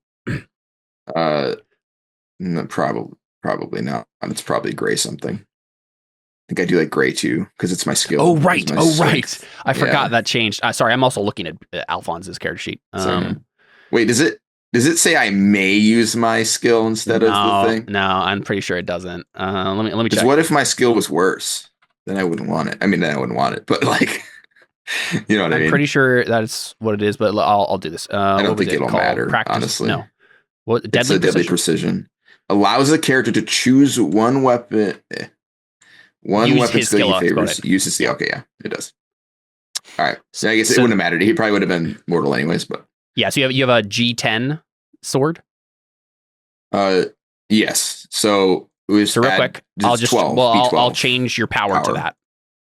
Yeah. So it's B12 power. I think it's 3 B19. Yeah. So that's gray. What 6? What's no gray 3? 7? Gray 3. What's the maximum? I thought it was 16. 12. Oh, okay. Gray 3 then. Yeah. I feel like I might have to use a deeds point if I got to heal Alphons.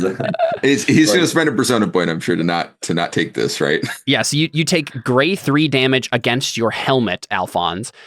We could certainly just have armor. Yes, we could certainly just have you spend the persona point now, or you could try to have your. Wait, I have a question. Can black armor? So black armor can't resist gray damage from a gray weapon. Alphons can it resist? Alphons is currently wearing gray armor. Yes, he's wearing right. what's his face's armor. For future reference. Yeah. If I don't have a gray weapon, but I do gray damage, can black armor protect against it? I'm pretty sure it can. Okay. Because I know it can't protect against a gray weapon, but I don't know if that's because the gray weapon does gray damage or if it's because the weapon is gray. You know what I mean? Yeah. But if I'm wearing gray armor and you're fine. Black sword. You're fine. What do you think? Yeah, because the armor is just about whether or not it stops the attack. It changes the armor dice, is what it's doing. Oh, do I get armor dice? Yeah, the gray shade armor, it's not as good as it's not as overpowered. Gray shade weapons. But what about gray shade damage from? Okay, so this is what it says: armor may only test against weapon of the same shade same or darker shade. So it's the that's weapon true. that matters.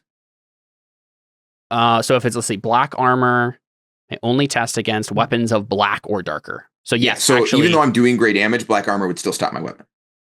That's what I'm worried. I'm not worried about this. I'm worried about next time I fight someone in armor. armor may only test against weapons of the same or darker shade. Yeah, my weapon is still black. So even though I'm doing great damage, it's still a black weapon. Yes. Yeah. Okay. I see what you're saying. Yes. Yeah. I know I can't. I know that Alfons can block me. I just Cool. Yes. Alfons, would you like to just try to roll to block it? You do have gray shade armor.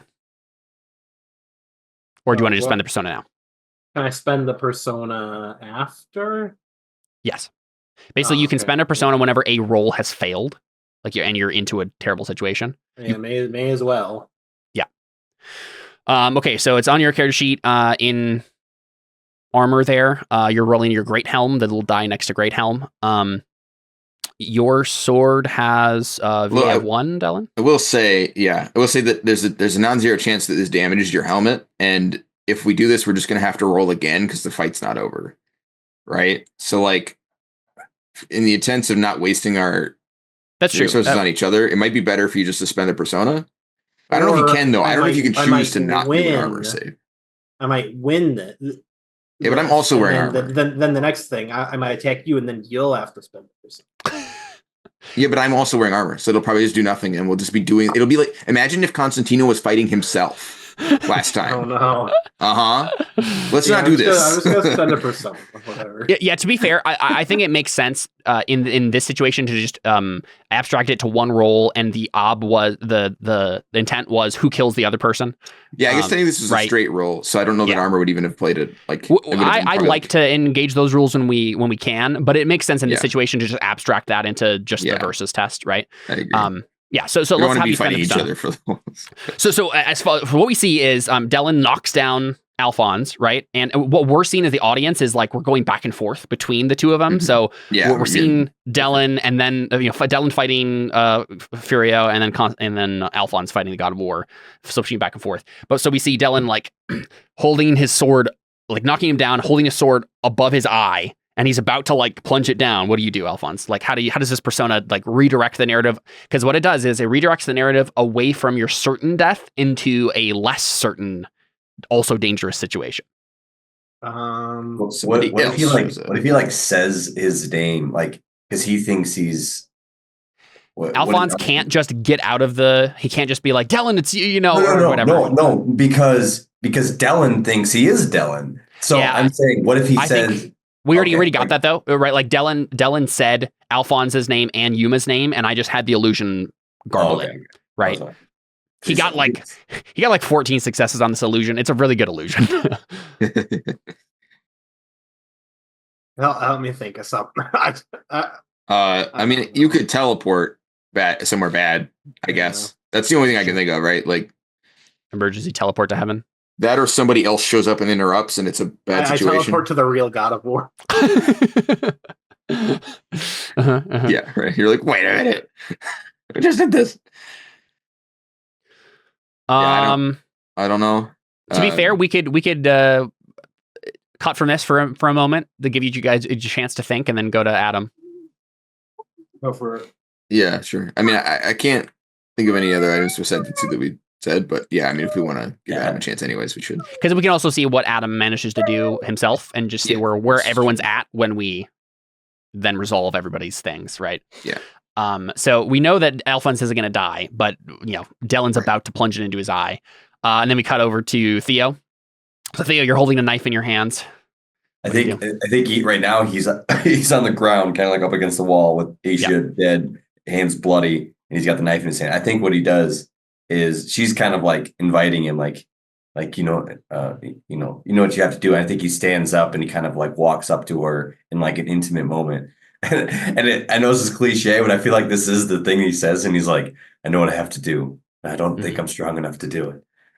And he kind of puts he's got a bloody hand, and he kind of puts his hand around her head, and he kind of looks down, and he's like, I don't know if I have the strength to do it. And then she's like, I understand. I'll give you the strength, Theo. Yeah, I'll give it to you. And then he, I mean, do I have to roll for it, or he just plunges it into her? I guess. Well, so this is the question. What's actually happening is you're seeing an illusion, and this person isn't real. Yeah, sure. So it depends on what your actual intent is, right? Like, is this Theo? This is like Theo rejecting the illusion, rejecting the hopelessness of being like, everyone is dead. HA is dead. You should just come back. You're not needed. So I don't think you need to roll to stab her. What? So I don't think you need to roll to stab her because it's just a symbolic thing, right? Yeah, it's symbolic. Yeah. Part of the question is just like, what does Theo try to do to like solve his situation then? And is it part of the stab here, right? Like, what are you actually attempting to do? Because you could like call out to God and be like, are you actually there? Like, am I? I don't think he doubts that God's there. I think he just thinks this is happening, and like, it's like I don't think he blames God. I think he just blames like it happened. And so I think that he's kind of in this defeated moment again, but in like a different way now, like actually mourning. I think he just said like after he stabs her, and then it's like simultaneously he's kind of like letting her go, but also okay. I have a really cool idea. Like sad about it. Everybody, hear me out. Hear me out on this. I think this would be super cool. Okay, so we saw Connor scratch Liren, right? And he's putting them on the defensive now, and now Cantarius is going to like stalk him. Dellon is about to kill Alfons. Theo is going to stab this illusion. What if we get a moment where if Theo attempts to stab the real person behind the illusion, right? And so we get him stabbing Liren, and then maybe Alfons does teleport away, and Cantarius does an intellectual discipline test to like break the illusion and like get Liren in a dark position, right? Like, and the last thing we see is Dellon with his sword over Liren's face, stabbing down, right? Whatever Cantarius manages to do is going to, plus Theo is going to get Liren into that position, and so Dellon actually stabs him instead. That'd be cool. I'm down. Yeah, that's kind of what I was sound thinking. Cool. It'll have to be, some roles will have to succeed to make that happen. But I think that would be a fun place to aim us. Yeah, So Theo, I like the idea that maybe like you're stabbing Kylea, but the intent behind the role is to like you're rejecting the illusion, right? You're saying this isn't not maybe that isn't real, but like this isn't her, right? Yeah. So that's why he's sad about it. He's not like, this is. He's kind of like, I don't know. Yeah, I think it's like this isn't you, but he's also like sad that he's stabbing her. I mean, I feel like. So I'm thinking you should make a faith test to reveal the truth, right? That's really the symbolic thing that's happening here. Is like you're trying to get the truth of the situation, because the stab you can just do it, right? There's no rule there. But I think this is like Theo reaching out and being like, what is, like, tear apart the veil. What is happening? Does that make sense to you? Yeah. What's the odd? Yeah, and it's a good question. It's +2 from that. +2 ob. Does the +2 count? Is that taken into account when it's like difficult or challenging? It is, yes. Or like the actual ob? That will change it. Yeah, persona doesn't change it, but so I'm thinking it's one of the last three. It's either inspiration, a priest may call upon his deity for a revelation or knowledge; intercession, the mighty miracle brings the hand of God down to pluck the devotee from danger, so you could like get rid of the illusion, right? Or miracle, when all hope is lost and the cataclysm has come, we pray for the power divine to manifest and save us. I don't think that's a miracle. Yeah, that would be like you completely break the illusion for everyone and save the day completely. That'd be a 10 though, right? Wouldn't it? Yeah, it would be a 12 altogether. Yeah. Yeah, I'm not doing that. Okay, so then the question is, do you want to know this is fake? Do you want to have the illusion broken for you? Or do you want to break the illusion for everyone? Those are your 3 steps there. So what are those rankings? So it would be, with the increased ob, it would be ob 9, ob 10, and ob 12. 9, 10, and 12, you said? Yep. Break the illusion for me is 10? Yep. Yes. Break the illusion for just you is 10. Let's see. Either way, it'd be a challenging, right? Probably. What's your faith at? 8. Yeah, it would be challenging no matter what. Do you need challenging? You do. Yeah. You need plenty.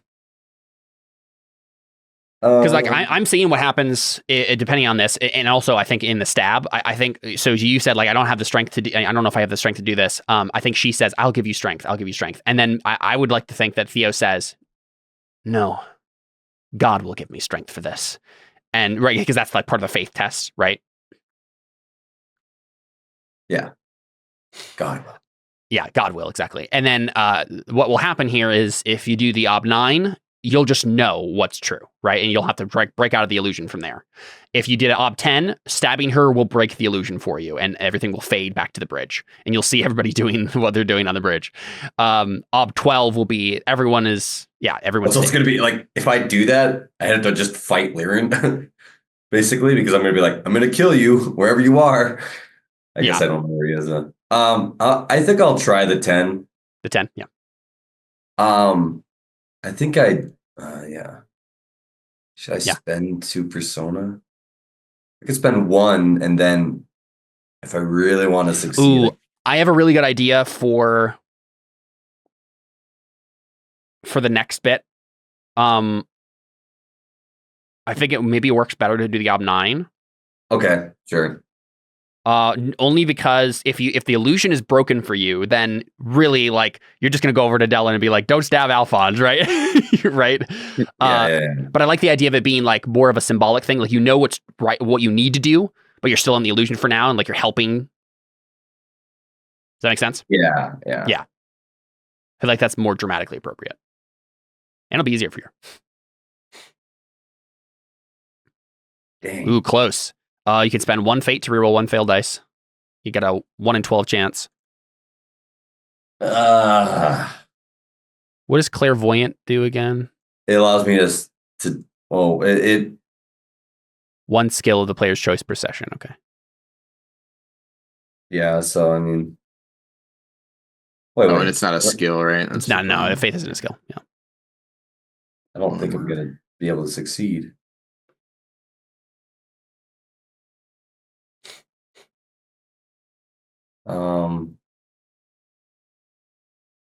That's probably the first thing to try if you have a bunch of fate. I suppose. Dang. Bummer. Oh wait, it wasn't. Wait, what was the result? Oh, it should have been gray shaded, but it doesn't matter. It's still a failure. Well, there goes my whole plan. Well, if I spend the deeds point, that's true. I could use. I could. You could use spend the deeds point to auto like, succeed. What? You could spend the deeds point. I think that's a good way to do it. Spend the deeds point to auto succeed. And you would gray shade it or white shade it. And I guess I could remember how I wanted to boost my weapon? I could also try and do that. Sure. I suppose now would be a good time to make everybody's weapons gray shade. Yeah. 1 sec. While I'm still using, I'm going to do it. Because I mean, if I use the D's point next time, it's going to be, and I'm hoping to, I'm going to do it. All right. Sounds good. All right. You spend your deeds point. So what does that look, Theo? Like you stab Kylia, right? And she, I think at first, because you failed the faith test at first, it seems too real to you. You're like, no, because like she like gives you the look like, why? And it suddenly like you doubt. You're like, oh no, did I just like, is this actually her? Did I like do something? Right? Like, did I kill her from heaven? Like how what? But she's grabbing you and like collapsing. What is it that like makes it succeed here? Like what's the moment that like shines through the veil? Just be his actual wife. His actual wife? Yeah. Yeah. That's my opinion. That makes sense. Wait, what? Like your real wife should say like speak to you from heaven, right? And be like, that's not me, right? You should hear your actual wife's voice. No. She's like, she's like, I stab her, and then she like starts to whisper something in my ear, and but it's like it says something like, "This isn't real." He's like, this isn't real. And he's like, wait, what? Yeah, and then she goes back to me like, "Why did you kill me? Yeah, Why did you it's kind kill of me?" like phasing in and out, and he's like, what?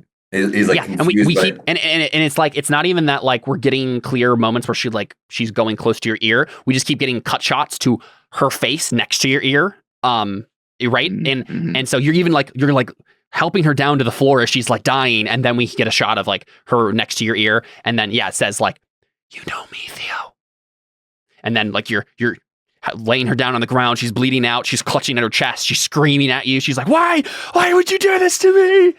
And then we get the shot of the whisper at the ear again, and she says, "I was always willing to make a sacrifice, Theo. That is what we're all called to make. We're called to give up our lives in the cause of what is holy." What if he stands up and then like shouts Liren's name? He's like, Liren, because he can't see him. He doesn't know where he is. He's still seeing like in this, but he's like wherever he is kind of thing. Yeah. I know you're out there. Yeah, and the last shot you get is like your wife dies in front of you, right? But then we see a shimmering white, kind of ghostly image appear instead, right? Should I make a steel test for that? I mean, did I ever need to make one? Okay. Yeah, you can. I think even if you did, like, you hesitate for a little bit, right?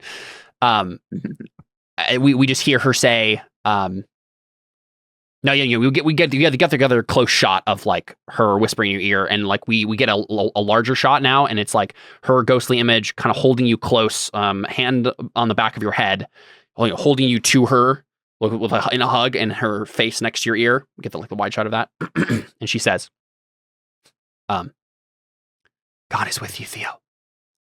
Pierce the veil. Save everyone." And then the last thing she says is, as she fades away, the last thing she says is, "And go with my love." And you look down at the body that you thought was your wife, and it's just kind of like some random inquisitorial person, right? Or whatever, whatever he was sticking the image to. And just like, you know that this, like, what you're seeing is not real. And then I think you get an image, Theo. What if he like closes his eyes and like starts I think you get like a shot through the smoke, through the fog, right? Like you're on the bridge again. You get a clear path through the fog, and you see Cantarius stalking through the fog, chasing a silhouette. And he has murder in his eyes. Darkness is following him. He has tendrils of black following him, like clinging to him. And you know in that moment that like Cantarius is in trouble, and you need to like help him. Okay. Well, I got all this faith. Maybe I should I do like some sort of, I'm using the faith not to like fix it, but I'm like to speak to him. I don't know, like. Well, you can just go to him. Like you have a clear path through the fog. Like I would just imagine you just run after him. Right? Well, I thought like if I said something, he wouldn't hear me. Well, I think this is what we see. We see you run after him through the fog, right? And you're like shining in holy brilliance and stuff, right? Like with your aura of holiness. And then we cut back to Cantarius and what he's experiencing. And then we'll have Theo show up, like, breaking through the illusion, trying to help him, right? So Cantarius, we cut back to you, and I think like Liren immediately like broke the scene and like went somewhere else, right? Changed the scene so to get away from cloud you. Door. Yeah, exactly. Yeah. Awesome. He opens the door behind him and then goes through it, and then Cantarius, you follow him through it, and you're in the desert now, right? The deserts of Nazarene, where you led the Crow Inquisitors, and the wind is whipping at you. Shouldn't he be forced to like roll again to like continue? I think it's starting to break, but like we're still getting the images as he's trying to throw this at you, right? But you can see him, right? Like he's stumbling across the desert, right? And you're like chasing him. Okay. But yeah, we see like White Sea in the distance where David's the Caspian ruled. We see the Crow Inquisitors camped outside the city. And you're chasing him across the desert. He's trying to go to White Sea. He's like trying to like go to the gates to like save himself, right? And he's stumbling across the desert, like holding his face as it like gashes, like blood's like leaking down his face. I think I just want to roll intellectual discipline at that point to just melt him. Like, yeah, since I was doing brawling before. Yeah, like white sorcerer's fire, like, and I'm imagining maybe like you hold out your hand and like the like you see heat wave in the desert, right? Like it's kind of shimmering. We see that start to like solidify, and then like the image cracks apart like glass, and suddenly it's like there's, if it succeeds, it'll be like glass breaking around you, and it's like pure like white smoke or something that's like. The only thing that remains as like the image like folds in on itself, and like you're the pure white path towards him. I haven't rolled yet. This is because it's Cantarius. Yeah, it's true. Okay, Sorcerer's Fire. Let's do it. I'm just getting excited about this sequence. Yeah. Well, I'm expecting defeat, so yeah, he just knows better. That's all. Yeah. Okay, so we're base ob 5, and then the successes you get over that will determine how much damage you do.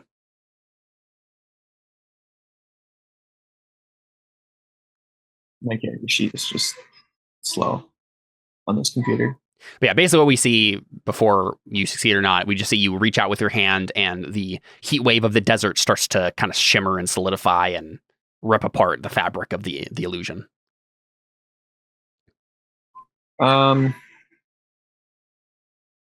Can I fork in sensory discipline at this point? Not to do damage to him, no. Sorcerer's Fire, yeah. Okay.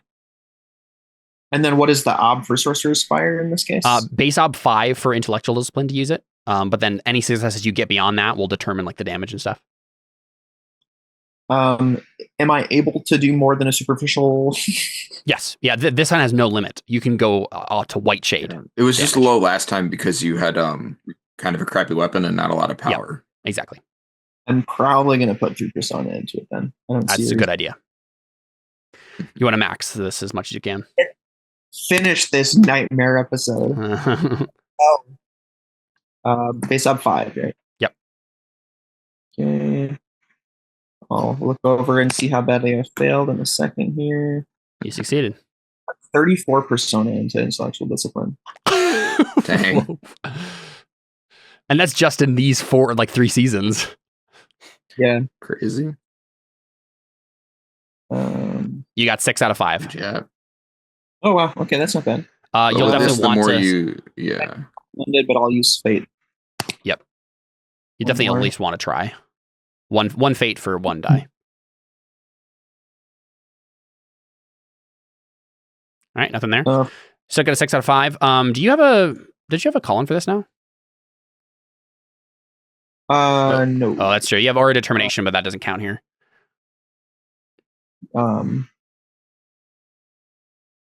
Yeah, I don't think so. Because Driven is still brawling. Okay. So you still do damage to him, but it's not going to like insta burn him, right? Insta kill him. Let's see here. Hold up. Players may choose one skill for which their character has an affinity. I get +1 die to intellectual discipline. For demon stuff, right? Isn't that what that is? Yeah. Is it there? I guess he's possessed by a demon. Let's see. Yes. Hold up. Can you be partially possessed? No. What I mean is like you're not actually hurting a demon. You're just hurting a dude who happens to be possessed by a demon. Like I bonus dice to do that before, like when attacking people that are possessed. Yeah, I don't know. Like this particular situation seems pretty clear cut. Like you're just attacking a dude. I don't think the demon stuff is really playing a part. Oh. Right? I disagree, but you're the GM. Yeah, I'd say no this time. Okay. Okay, so you still do hit him though. Let's see. Your perception is the base power, so 6. In which case, we'll go ahead and Sorcerer's Fire. We'll add this to your weapons just so we can get a sense of how this goes. Oh, I was like, what happened to my character sheet? So base power of 6.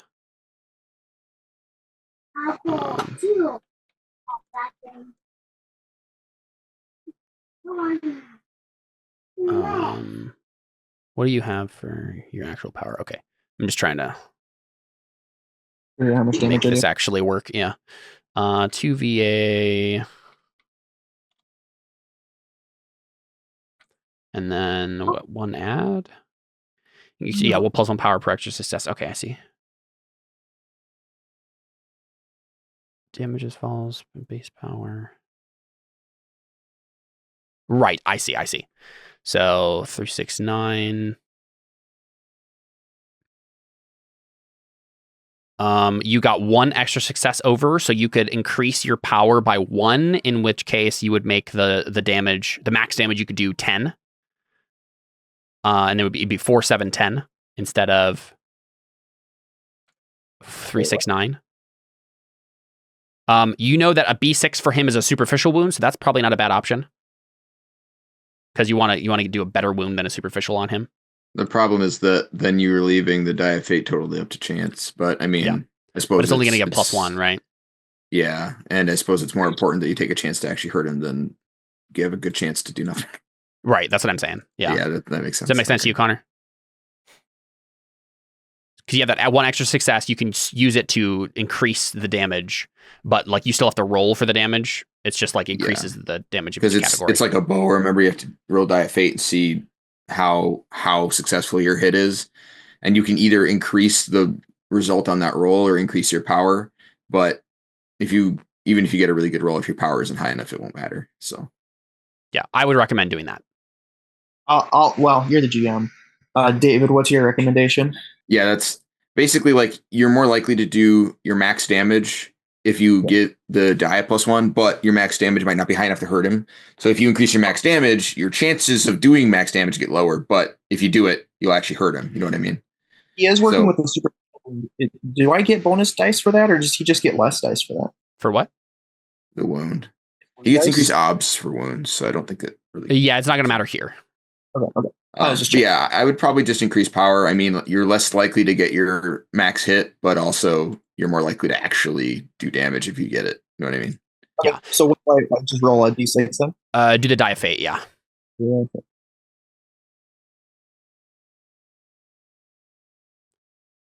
What does that mean? I got a 6. Wait, why were there 2 dice? Oh, it re-rolled it. He rolled the nice. He did got a fate, 6, but yeah, he got a 6. Nice. Yep. So max damage. That's a B10 against him.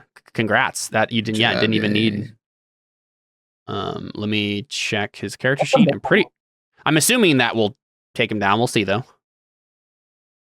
B10 is a serious wound for him, which means he now has 4 wound dice. He does go unconscious. Yep.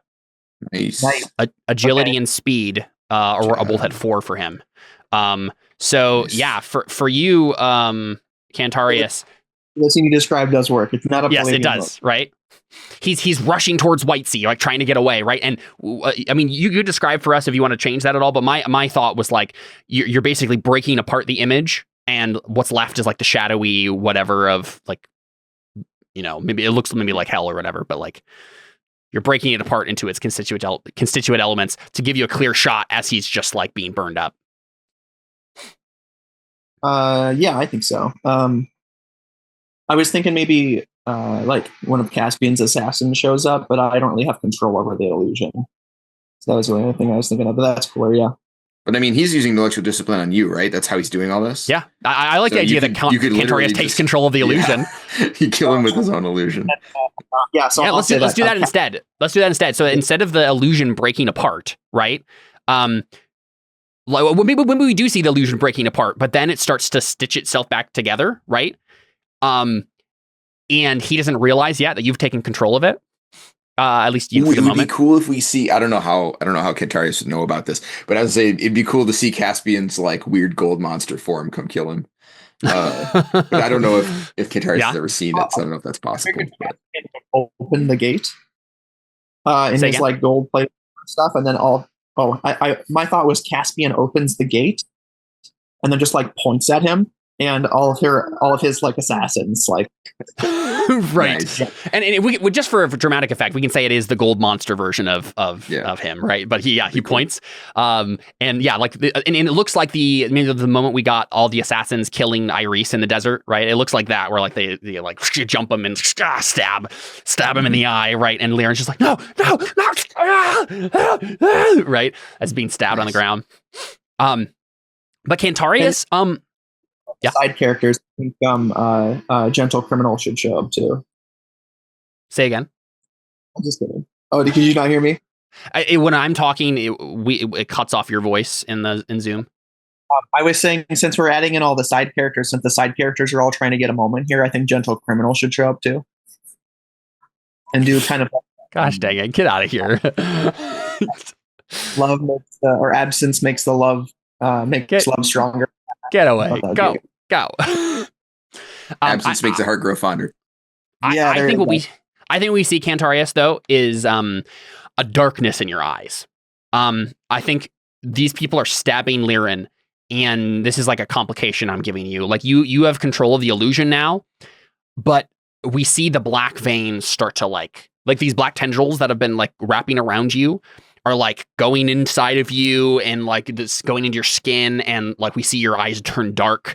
And something about the way this whole sequence went, like bringing back up your past and like constantly being told like, yeah, be reminded that like of all your mistakes and failures and how you don't really have forgiveness or repentance for any of those things. Something about this, like you get like this sick pleasure out of like seeing Liren get stabbed over and over again. And like, I think it's excessive, right? Like the stabs, the amount of stabbing he's taking right now before he actually goes unconscious.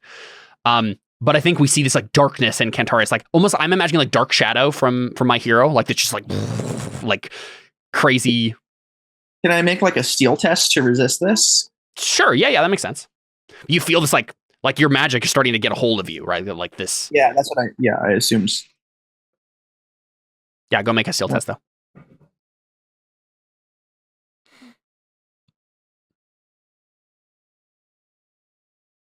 Okay. I'm going to give this because this is kind of like a culmination of a bunch of stuff for your character arc. I'm going to give you a +3 ob to your hesitation. Yeah. It's going to be difficult for you to pull off. Whoa! Perfect. Best I've ever entire game. Crazy. I mean, it is open-ended. You got 4 6s, but still crazy. Holy cow. That was really good. 8 successes on 8 dice. So Cantarius, like you feel this starting to take control of you, right? This like Dark Shadow style thing. What do you do? He says no, enough, and the illusion just completely dissipates. Yeah. Let the past stay dead. And even as you say that, though, like you do have control over yourself. You're not taken over by a Dark Shadow. You do still hear the whispers, and you thought it was part of the illusion, but it's not. You realize something about your magic, and this is something I've been keeping secret for a while. The way that Cantarius is able to do this, he's been using dark demon magic, right? He's been tapping into hell to do all of the stuff he does. All the demons that he's been killing, and honestly the souls of anyone else he's had to kill, have remained with him. And these whispers start to get louder and louder, and you realize that like whenever you kill a demon, you are in a sense killing them. Like you've annihilated them, you've broken their bonds, but they do have one bond remaining, and it's with you. All the demons that you've perma-killed, all the demons that you've perma-killed are now attached to you and are whispering in your ears. And you feel like you've managed to push it down for now, but you know that like they're there and they're hungry and they're trying to just take control. And that whole sequence really just like gave them the control they needed to like start to claw up into your soul. I'm the Horcrux I never intended to make. Yeah, exactly.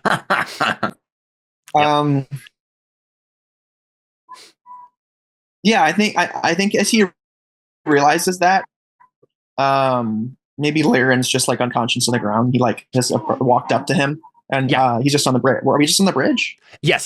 So okay. I'll describe the. I'll describe the scene. I think. Okay. I was just gonna say I'll describe what you see as the illusion fades. Right. The fog starts to like peel back, and Lyran, I don't think he's like unconscious like that. He's like grabbing his head, and like his eyes are closed, but he's like in a nightmare himself. Like that's you've broken his brain, right? That's the wound you gave him. So he's like no, like clawing at his face on the bridge. We see I like Theo. the idea that maybe he's just stabbing himself repeatedly. Oh, yikes! This own knife. That'd be funny. I don't think so, because then he would just be dead. But well, yeah. I thought he was. Yeah, he will be dead soon. But okay. He's not actually dead according to the rules yet. Gotcha. But we see Dellon. You see the fog lift back, and you're about to stab Alfons in the face. And I don't know, like. We showed, or you spent the persona point, Alfons, so I would still like to be there should be some cost to, and maybe it's just this. Maybe it's just that like your armor disappears.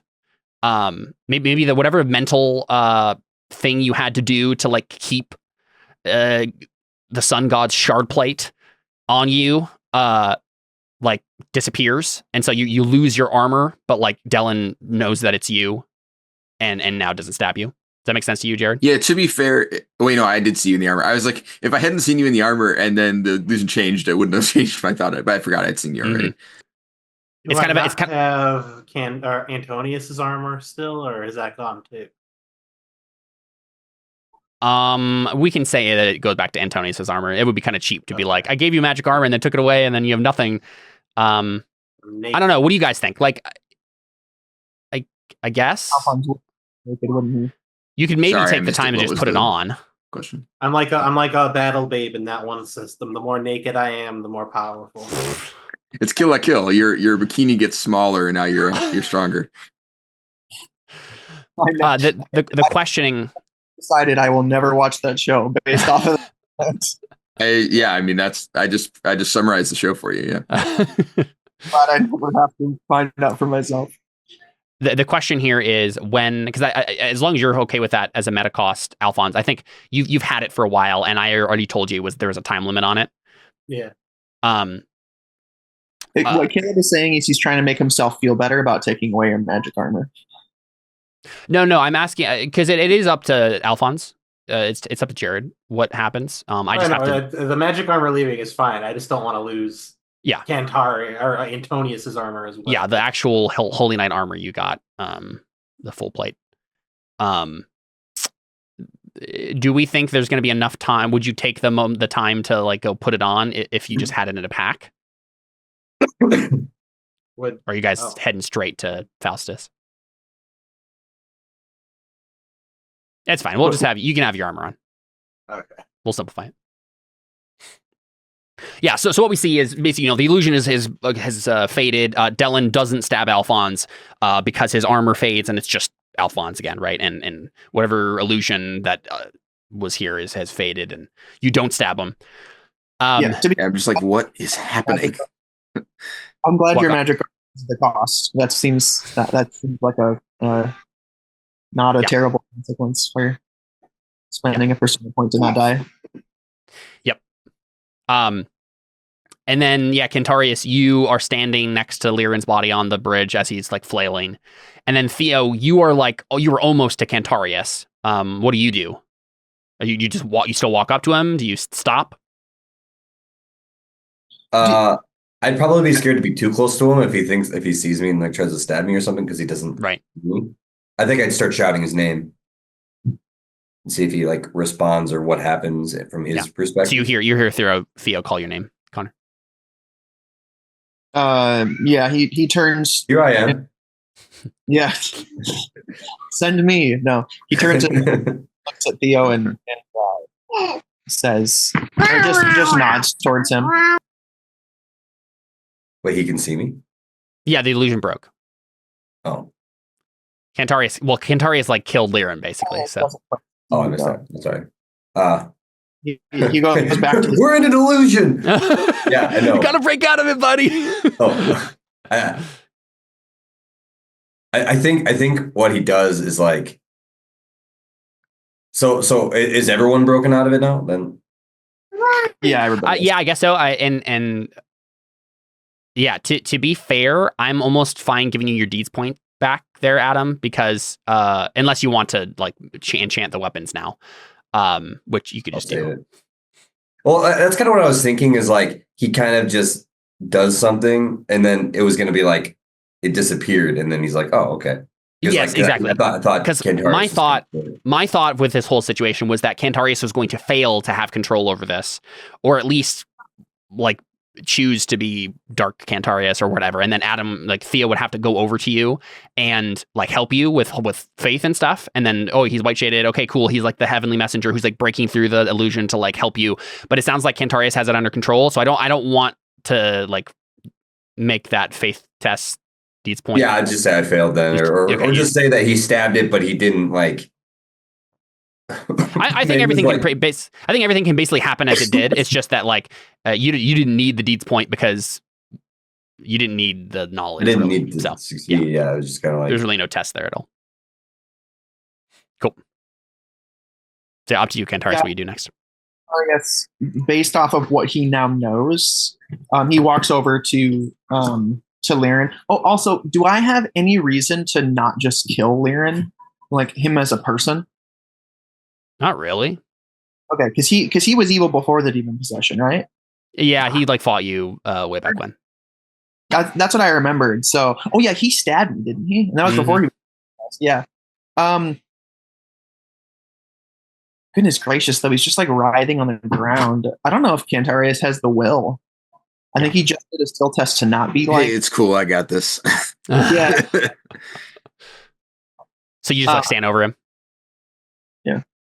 So yeah, I guess Dellon sees you standing over him, and I'll come over. I'll help Alfons up. Like, sorry about that. It's really you, right? Yeah. Yeah, it's good. I'm used to it. Sorry. All right. Sorry about that. And then I'll go over to Cantarius and. I guess he's writhing on the ground, and I look at him and I say, "Did you do that?" He nods absentmindedly. Well, it looks like we've got you to thank for keeping me from stabbing Alfons, and probably everybody else. Dellon is in the illusion, and he just stabs everyone in the city. He just goes around, kills everyone. Well, staring at me. Like, yeah, Alfons deserved it. Maybe he deserved it. Yuma's. Well, maybe that was part of the illusion. I'll look back and see that she's still there. Like Yuma's dying. You should help Alfons. Maybe you can save her. I heal her. Yeah, we see you rush over, but I think we'll stay with David and Connor for now. Dellon. Yeah, I'm like, you should go help Alfons. Yeah. Oh, you're saying this is Cantarius? Yeah. Oh. Like I'm trying to get him to go away. He looks to you with his black eyes that he can't actually see you with, and nods. But I guess he doesn't have like pupils anymore, so you probably he just looks blankly, I guess. And then he goes over to Alfons. And then I guess I go over to Liren, and he seems to gain a moment of clarity and looks up at you, and he says, no, you don't understand. He made me do it. Sorry, quick, let's go down there. I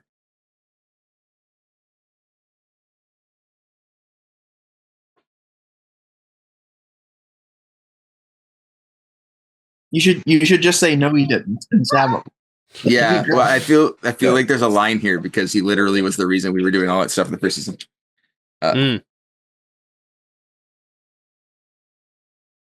Yeah, he was working with the mayor, who was working with Achia to do the order stuff. Yeah, like he's the one that basically cast that spell on us, and like If you gouge out his eyes, can he do a spell still? I mean, he'll probably die. So, but Not if you do it meticulously. Constantino's still around here hands? somewhere. Just go give it to him. Cut off his hands, would that work? What do you say, Con? Does he need his hands to do magic? Dark magic. Mm. I said I think Theo got some of my dark magic. He's like murder. Well, it's as opposed to killing him. That's like mercy, right? Yeah, just gouge out his eyes. Well, I don't know. yeah, I'm definitely gonna kill him. I'm trying to think of a good line here. So what are you trying to reference? I mean, like, so he was the one that like he was the leader of the Inquisitors, right? The ones who put the spell on us and like sent us to kill a bunch of people. Nope, not No. this guy. Oh, okay. No. That Sorry, that would be pretty cool. That was Constantino, actually. Oh, duh. Okay, yeah. I'm sorry. Okay. This was the other twin, right? Let's just bind him up and then leave him. The other twin is around here somewhere dying. Liren is the guy in the village in the first season, who was just working with the mayor, who was working with the order to do the prophecy stuff. And he stabbed Cantarius because Cantarius was trying to kill the mayor because he was out of control. He's that guy. Like the only guy who's ever beat me in a fight, right? Liren, he did an illusion to make you not see Cantarius there. You ended up arresting him, and there was a whole big thing there. He was taken by the church, and you thought he was executed, but he was actually made an inquisitor, basically. Okay, all right. And then made a witch hunter by Sergio. Yeah.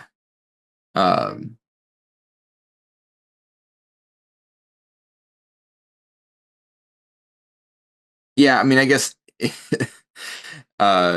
just doesn't believe that, right? But no, he didn't. Yeah, I guess that's probably what it is. Right? His line is basically right. Like he's like, no, please, he made me do it. Yeah, you don't understand. Yeah, so I guess he just leans down and says, no, he didn't, and then I'll just cut his throat. Yeah, I didn't have a better one. No, it works. Yeah, so and he's dead. I like to think that you just like stab him in the eye like you did with Alfons, like you were going to do with Alfons, right? This brain isn't going to crawl back out, right? Exactly. Yeah. No, it doesn't. It's not actually Constantino in that guy's body. That would have been, man, I wish I would have done that now. Oh, darn. Okay, cool. So that happens. Cantarius, you walk over to Alfons, and Alfons, you're trying to save Yuma, right?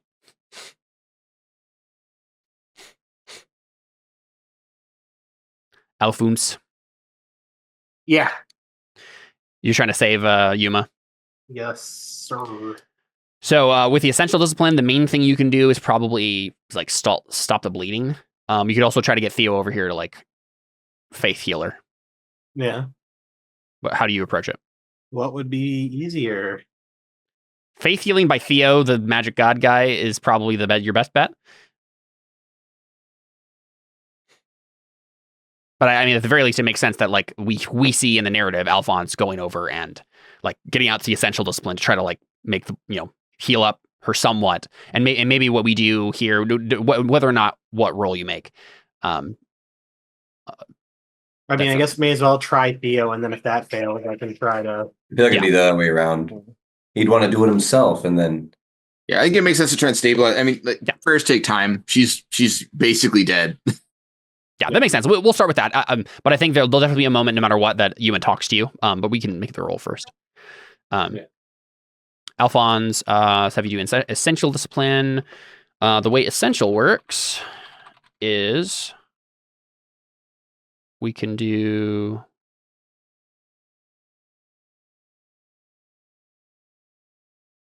Here we go. You can practical magic. Field dressing is probably your best bet here, I believe. Whip out the Thousand Island. Oh boy. So are you just trying to stop the bleeding? Yeah. Okay. In which case, the ob is. Maybe field dressing isn't what you want to do. It would be ob 12 with field dressing. Ob 12 with bloodletting. Ob 9 with apothecary, ob 7 with herbalism. Yeah, herbalism is your best bet. So you're proxying essential. You're doing essential discipline and proxying herbalism, but it is ob 7. Okay. Go for it. Can I actually stabilize her with that? Yep. Or yeah, stabilizing is what you're doing. You mean actually heal her? Sure. Give her the treatment. So that she basically, needs. the difference is you can stop it from getting worse, and then she's worse, and then she'll have to make a health test and recover, and it'll take months.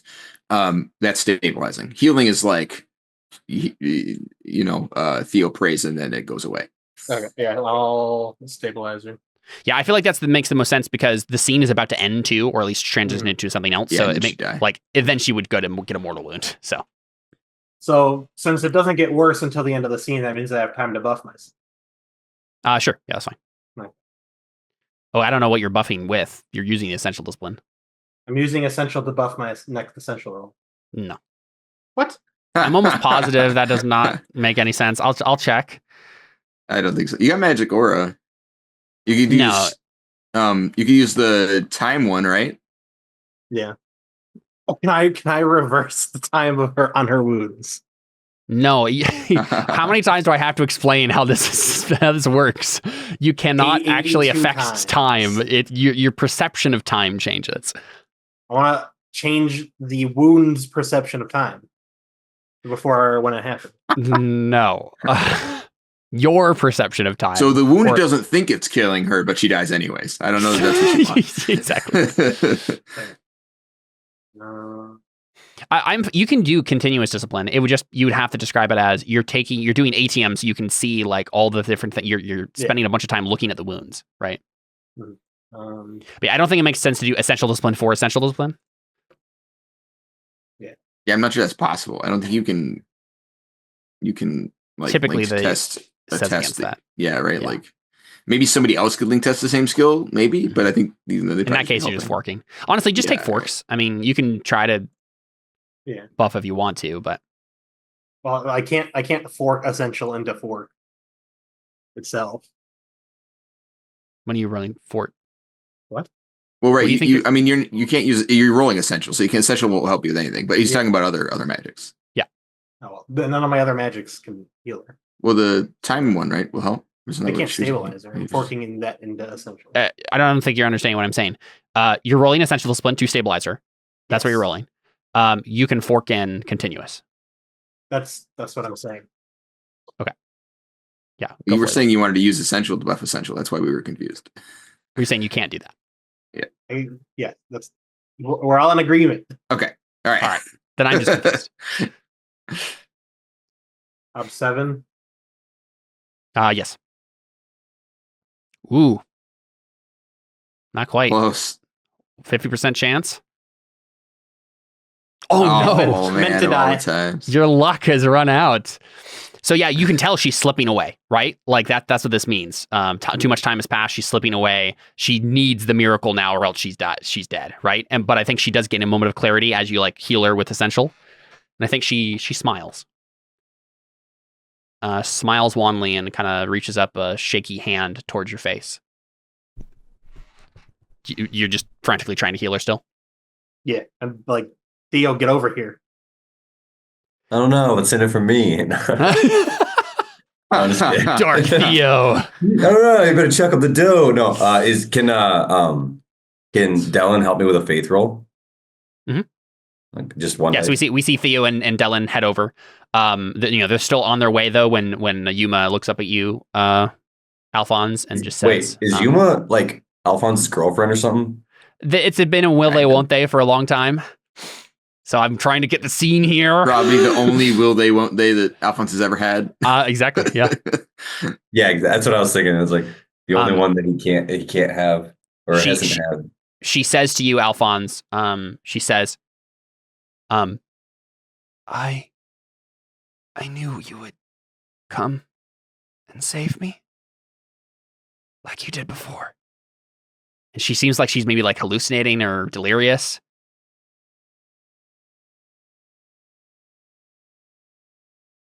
She's saying, wait, this She said to Alphons, she said, I knew you would come and save me like you did before. but like she's dying. So, Just and to be fair, okay. Yeah, go ahead. Just save your strength. Theo and Dellon will heal you. It's kind of like in Pirates of the Caribbean. Calypso. That's what I was thinking. Like he thinks my he essential thinks he's somebody discipline else. doesn't work the same as the season I saved you. To be fair, I don't know if she had like actual wound dice that when you saved her the first time. So I'm pretty sure she did. I Maybe think I thought she was like battered and broken. yeah, she wasn't dead though. She wasn't like this is man. definitely worse than she was that time. Well, yeah. But I would like to think that there is like a spike of like guilt that goes through Alfons where you're like, I wasn't actually able to save you from this. As in like the situation I should have been there to save you in the first place was like being there before you were kidnapped or before you were stabbed, not this moment right here where you're dying. But she seems kind of she seems happy. She seems content. And she says, it's all right, Alfons. I did what I needed to do. I tried to help, to repay what you gave me. And we see Theo and Dellon like come over and kneel down themselves. And you'll have plenty of time to pay me back. Just hold on a minute, please. She smiles, but doesn't seem confident that will happen. No.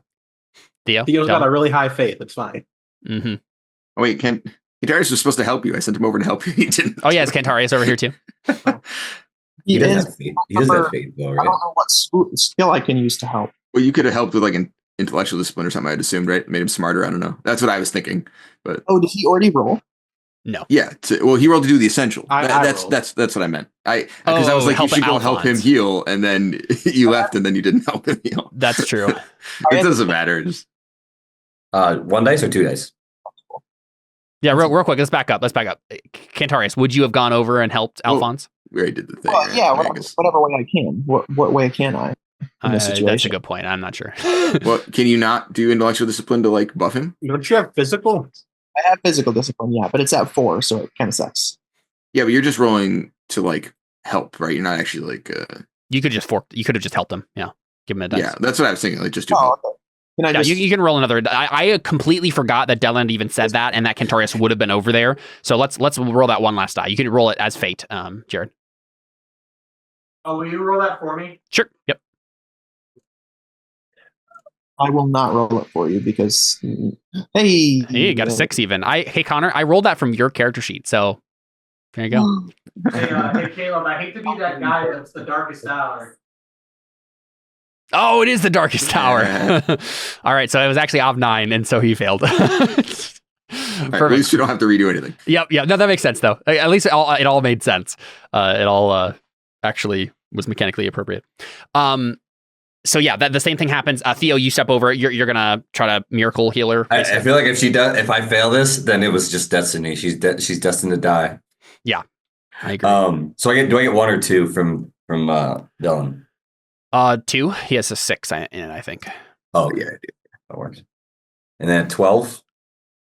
Yeah, because I think this is a miracle at this point.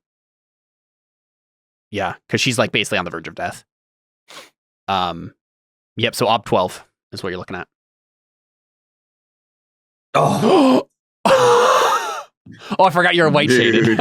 Yeah, I'm a white shade. Oh, okay. I left it on because I was like, I spent it, and I'm gonna end up probably just using it a couple more times anyways. So Sure. this Yeah, time we gotta maybe buff our weapons before the scene ends.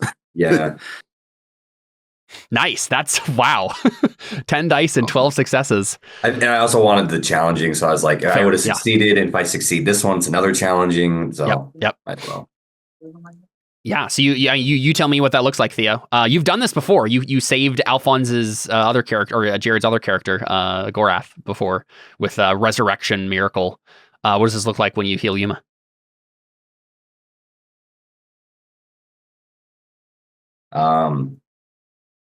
He says, like, it's a great one. If this be your will, bring her back to us. Yeah, that's all he says.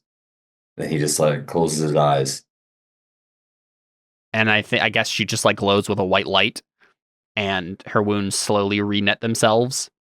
I think Theo starts to like tear up because he's just like witnessing the power of God, and he's like, yeah, it's like this is like, and it's really powerful, especially because it's white shaded right now, right? Yeah, yeah, and he's just like like reinforced of like how much God is on his side, and he's like even like because he's accepting like if she dies like it's your will, and he's like giving into that, but then he's like, wow, he's still doing powerful things. Like I don't like we don't deserve this, Nice. He's kind of like I'd like to think that like you feel right now that your soul is like a prism for his power, and so you feel it expand as this like white light shoots through your soul and into her, and it like you feel like your heart grows a little tender, your tears come to your eyes, and you just feel like, whoa, that was good, that was powerful, right? Yeah. And yeah, I think we see Yuma close her eyes. And for a moment, like it's like that thing, it's like a fake out death where like she's like, oh, did she die anyway? Like she kind of slumps back down. And then she says,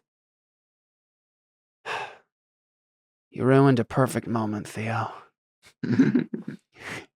She kind of smiles. I could come back. like I could come back. Right. And she opens her eyes, lifts up her hand again, rubs your cheek, Alfons, and then just says, after this is over, we need to talk. I'm tired of this. And you can tell what she means. She's done being a heathen. No, she's done. That was the joke. Done playing games because God saved her. She's not a heathen anymore. Mm-hmm. I think Alfons makes that joke. But you're not a heathen anymore. And he's like tearing up. Yeah. Yeah, she laughs slightly and she says, well, I'll hopefully after all this is over, you'll have plenty of time to convince me. You and Dellon both. Like it was meant to be. I think he looks over at Dellon. He's like, I mean, I'm convinced. Yeah, I mean, I feel like that was pretty solid, but If this doesn't convince you, I don't know what. Yeah, exactly. But she's referencing that like this was Yuma and Dellon had the like conversations about the great God way before. Right. So she actually did believe in the unknown God, which is like a kind of a version of. But it is still kind of like it's kind of like she's like a Jehovah's Witness or a Mormon or something, where it's like, okay, you don't actually, like you're kind of a heretic still, but like, if I remember right, she basically got Dellon to where he was, right? Like, yep, exactly. Yeah.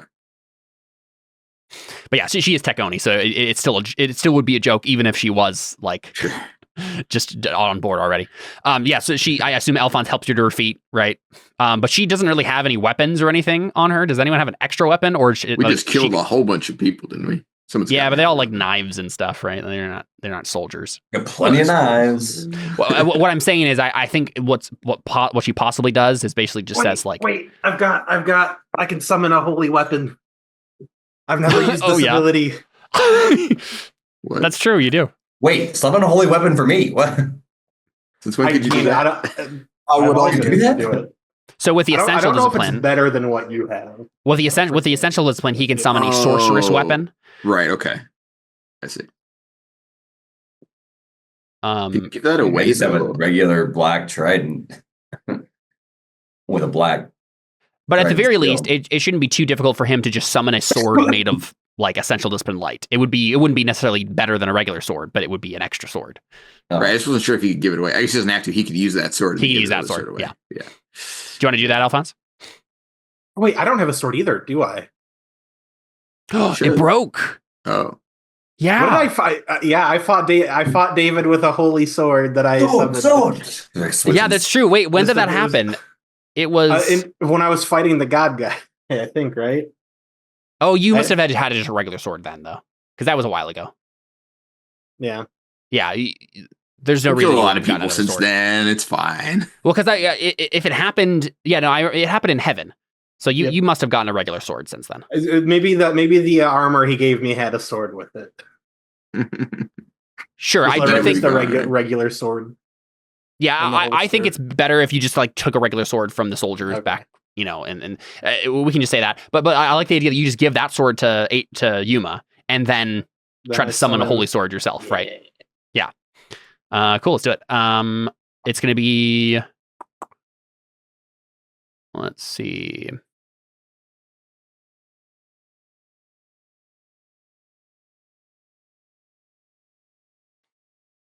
Do you want to summon it as a spirit weapon, where it can cut spirits and ghosts and stuff?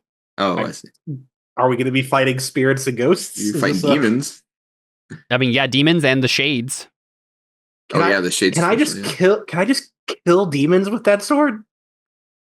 Probably no. not. Because it's attacking. You're saying You it's can kill attacking them. their soul. You can kill their presence here on this planet, Okay. but then it would just go back to the regenerate, right? Gotcha.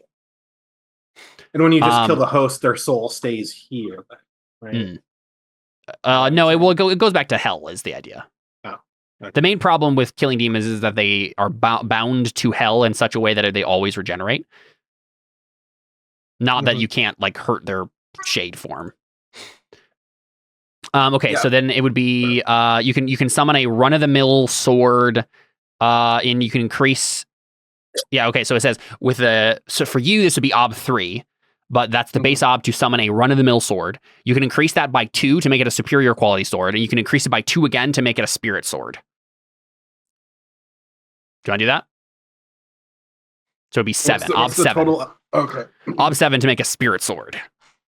Ob 5 to just make a superior quality sword. Can I fork in continuous and or spatial?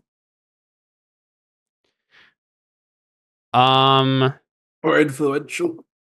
Sorry, let me think for a second. Continuous spatial. Maybe spatial. And continuous because I'm looking into the future to see what does and doesn't work. No. What? Now this is like you're basically just manifesting a weapon from your own soul. Yeah. I'm I don't know if there's influencing any- my own soul with the influence. No. But yeah, a spatial I think is fine. Like there's some sort of rippling in the air. Wow. Oof, that was really bad. Oh no. Man, what is up with me today? Yikes. I don't even think you have anything to help that with. What's your magic tax? I don't even know. Is a good question. Health test, I think, right? Well, it's different now because it's the great god. Oh, yeah. Just give me 1 second. I'm checking. Yeah, you don't have a call-in for Essential this plan. Yeah, definitely not. Okay. Purgatory. That's the. What'd you say, Connor? Yes, to spend extra time in purgatory. Where was power sources? So you would be You're grounded. Yeah. you'd be a favored, so it would be either unintended effect, enmity, or enmity and infamy. So unintended effect would be the GM twists the intent of the spell so that it has an unintended and unhappy effect. The unintended effect could be that the original effect is not what was planned for, or the original spell doesn't activate at all. Instead, birds fly from your mouth, or devils peel themselves from your walls. Yeah, so on and so forth. Enmity and infamy, a spell gone awry causes friends to become enemies. When using this failure condition, the GM must describe how the casting goes wrong. The spell has an effect, but it's not exactly what was planned. And then you like change your relationship or get an infamous reputation. I don't think that one makes sense. I'm not sure what the unhappy effect. It could just be it doesn't work, but that's boring. You should do the enemies thing, and then Dellon kills him anyway. It's like blasphemous. Yeah, I'm just jealous of him because he summons holy weapons and then I kill him. You should just have him summon it, and it's like got a fault in it, so as soon as he needs it, it'll break. Or I accidentally summon the Holy God's weapon, and the Holy God hates me. Or we all you also summon God's weapon, and we all just turn to ash, and it falls on the ground. Also, this is I forgot. It's also an Ob 9 test. It wouldn't have been Ob 7 anyway because of the Darkest Hour. I like the idea that like you try it, and let's just say because of the Darkest Hour, it doesn't work. There's not enough God power on Serragon right now to allow this to happen, right? Mm-hmm. Shut up, Connor. I think the idea is like you really try, like you're Okay, I am wondering, do we get a like dramatic moment from Alfons where he announces that that's what he's going to do beforehand, and then it doesn't He just work? like holds up his hand. I think he does like the Legend of Zelda thing where it goes da da da da, and then just like nothing appears. And I like the idea that you say like, "Don't worry," like here, I like you hand the sword to Yuma, and you say, she says, well, "What will you use?" And she's like, "You're like, don't worry, I got this, right?" And yeah, like raise your hand, and then I have an idea, Dellon. I want you to look at him and be like, "It's all right, Alfons. We all have performance issues every once in a while. Happens to the best of us. Yeah, exactly. Happens to the best of us, right?" I toss you a knife. I would literally be better with my fists. I don't have the knife skill. Yeah, I know. So I think if in that case, I think what happens is Yuma gives the sword back to you, and she says, "Alphonse, you'll get more use out of this than I did. I will. I have to admit, you've come a long way since I tried to teach a stupid nobleman how to fight."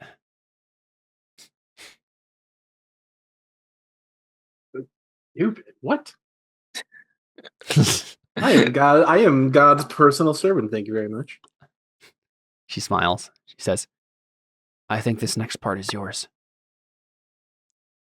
Good What? luck." I think she says, "I think this next part is yours," as in like your glory, your chance, right? Like you're going to do a better job than I would. So if one of us isn't going to have a sword, it's you or it's me, right? And so I think she just smiles. Would you say anything?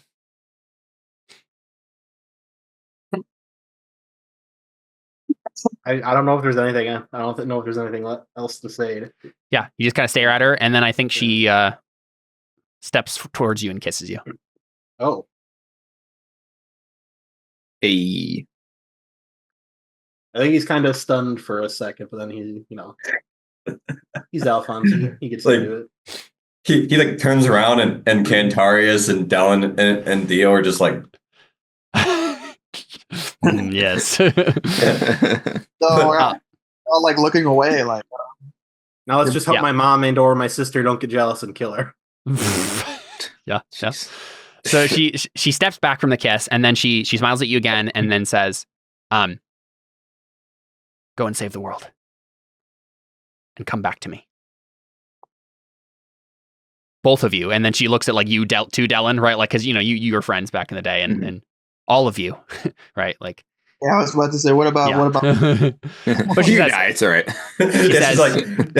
she's like, go save the world, Dellon, Alphonse, Theo, and everyone else. Just everyone else who might be part of this. I think actually this is a good opportunity for Cantarius to say, I will not be coming back. She When frowns. this is all over, I must die. Seems a little dramatic, Cantarius. You'll be all right. Yeah, Theo just literally has raised the dead twice. I think we're all pretty good at this point. 3 times, including Wow. himself. Yeah. The magic. How do you explain? This magic of mine. It only exists because I've been absorbing the demons I kill. So like I said, when this is all over, I must die. I think Theo gets like a little worried. He's like, no, we'll figure something out. There's gonna be a way. We're gonna save you. Don't be so like negative. We're gonna figure it out. And if you don't, Cantarius. I'm sorry. and if you don't, I must die. Cantarius, you spent what? How long have you been doing demon fighting? So, like the time skip. How long? Years. Or Yeah. oh yeah, sorry. With the time skip, it would have been a year Yeah, how long has he been fighting demons? I guess it's the question. Like, specifically. since his son killed his family. I suppose. Yeah, I mean, I guess that counts. It was like a while ago. How many years would that have been? I mean, I was with him. Was it just me, or were we all with him? It does depend on how you count it, but if you're talking about like since he's been involved with demon stuff, Sure. it would be. Let me check. I think like almost 15 years. Okay. You spent years and years pushing demons out of other people. I'm not going to let you lose to them, all right? And if we can't, I must die. Then we'll just have to figure it out. How does he have to die? Like, just Because if he dies, then all the demons that we've been killing, their last threat will go away and they'll actually be gone. But right now, they're still like stuck on him. Mhm. I assume is the idea. I think. What if Theo says like, if it comes to that, I'll be the one to do it. He nods.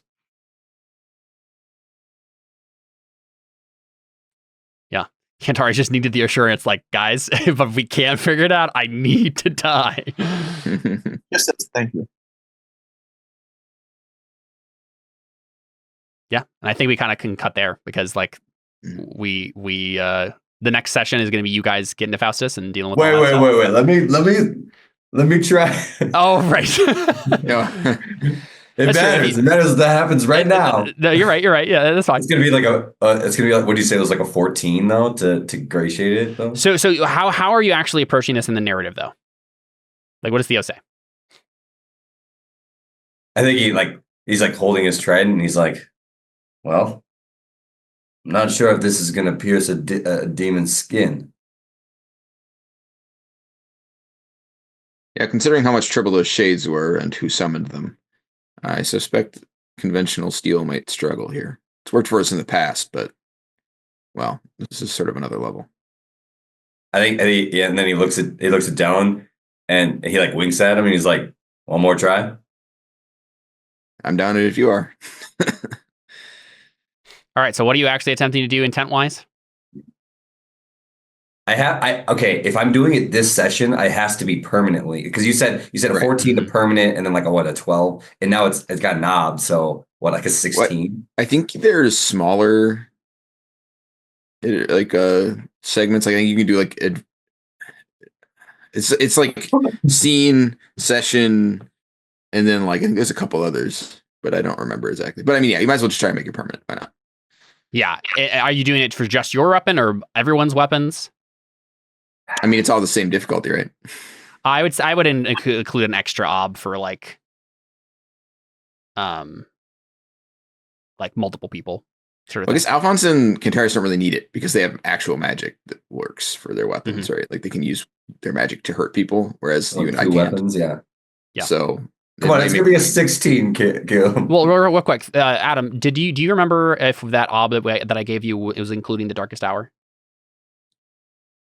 I don't remember. I guess I didn't think about it. What's the Okay, major miracle? It would have been 10 for major miracle, 12 for 12 we were for just talking darkest. about one weapon at the time.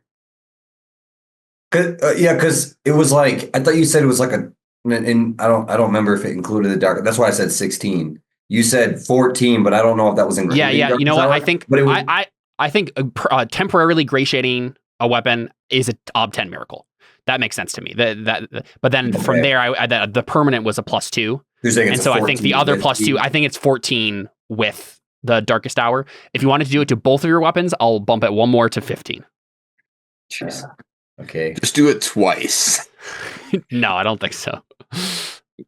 Yeah, I can't do like, 2 ob 14s. Yeah, that will be easier. What's this one? Probably. He's got white shade.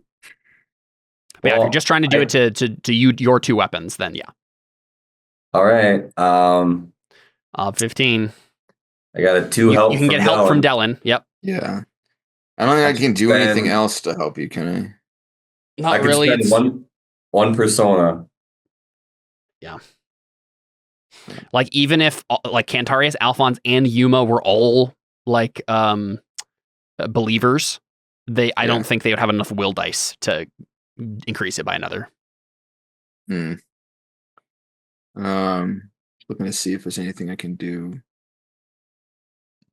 Then the second deeds point.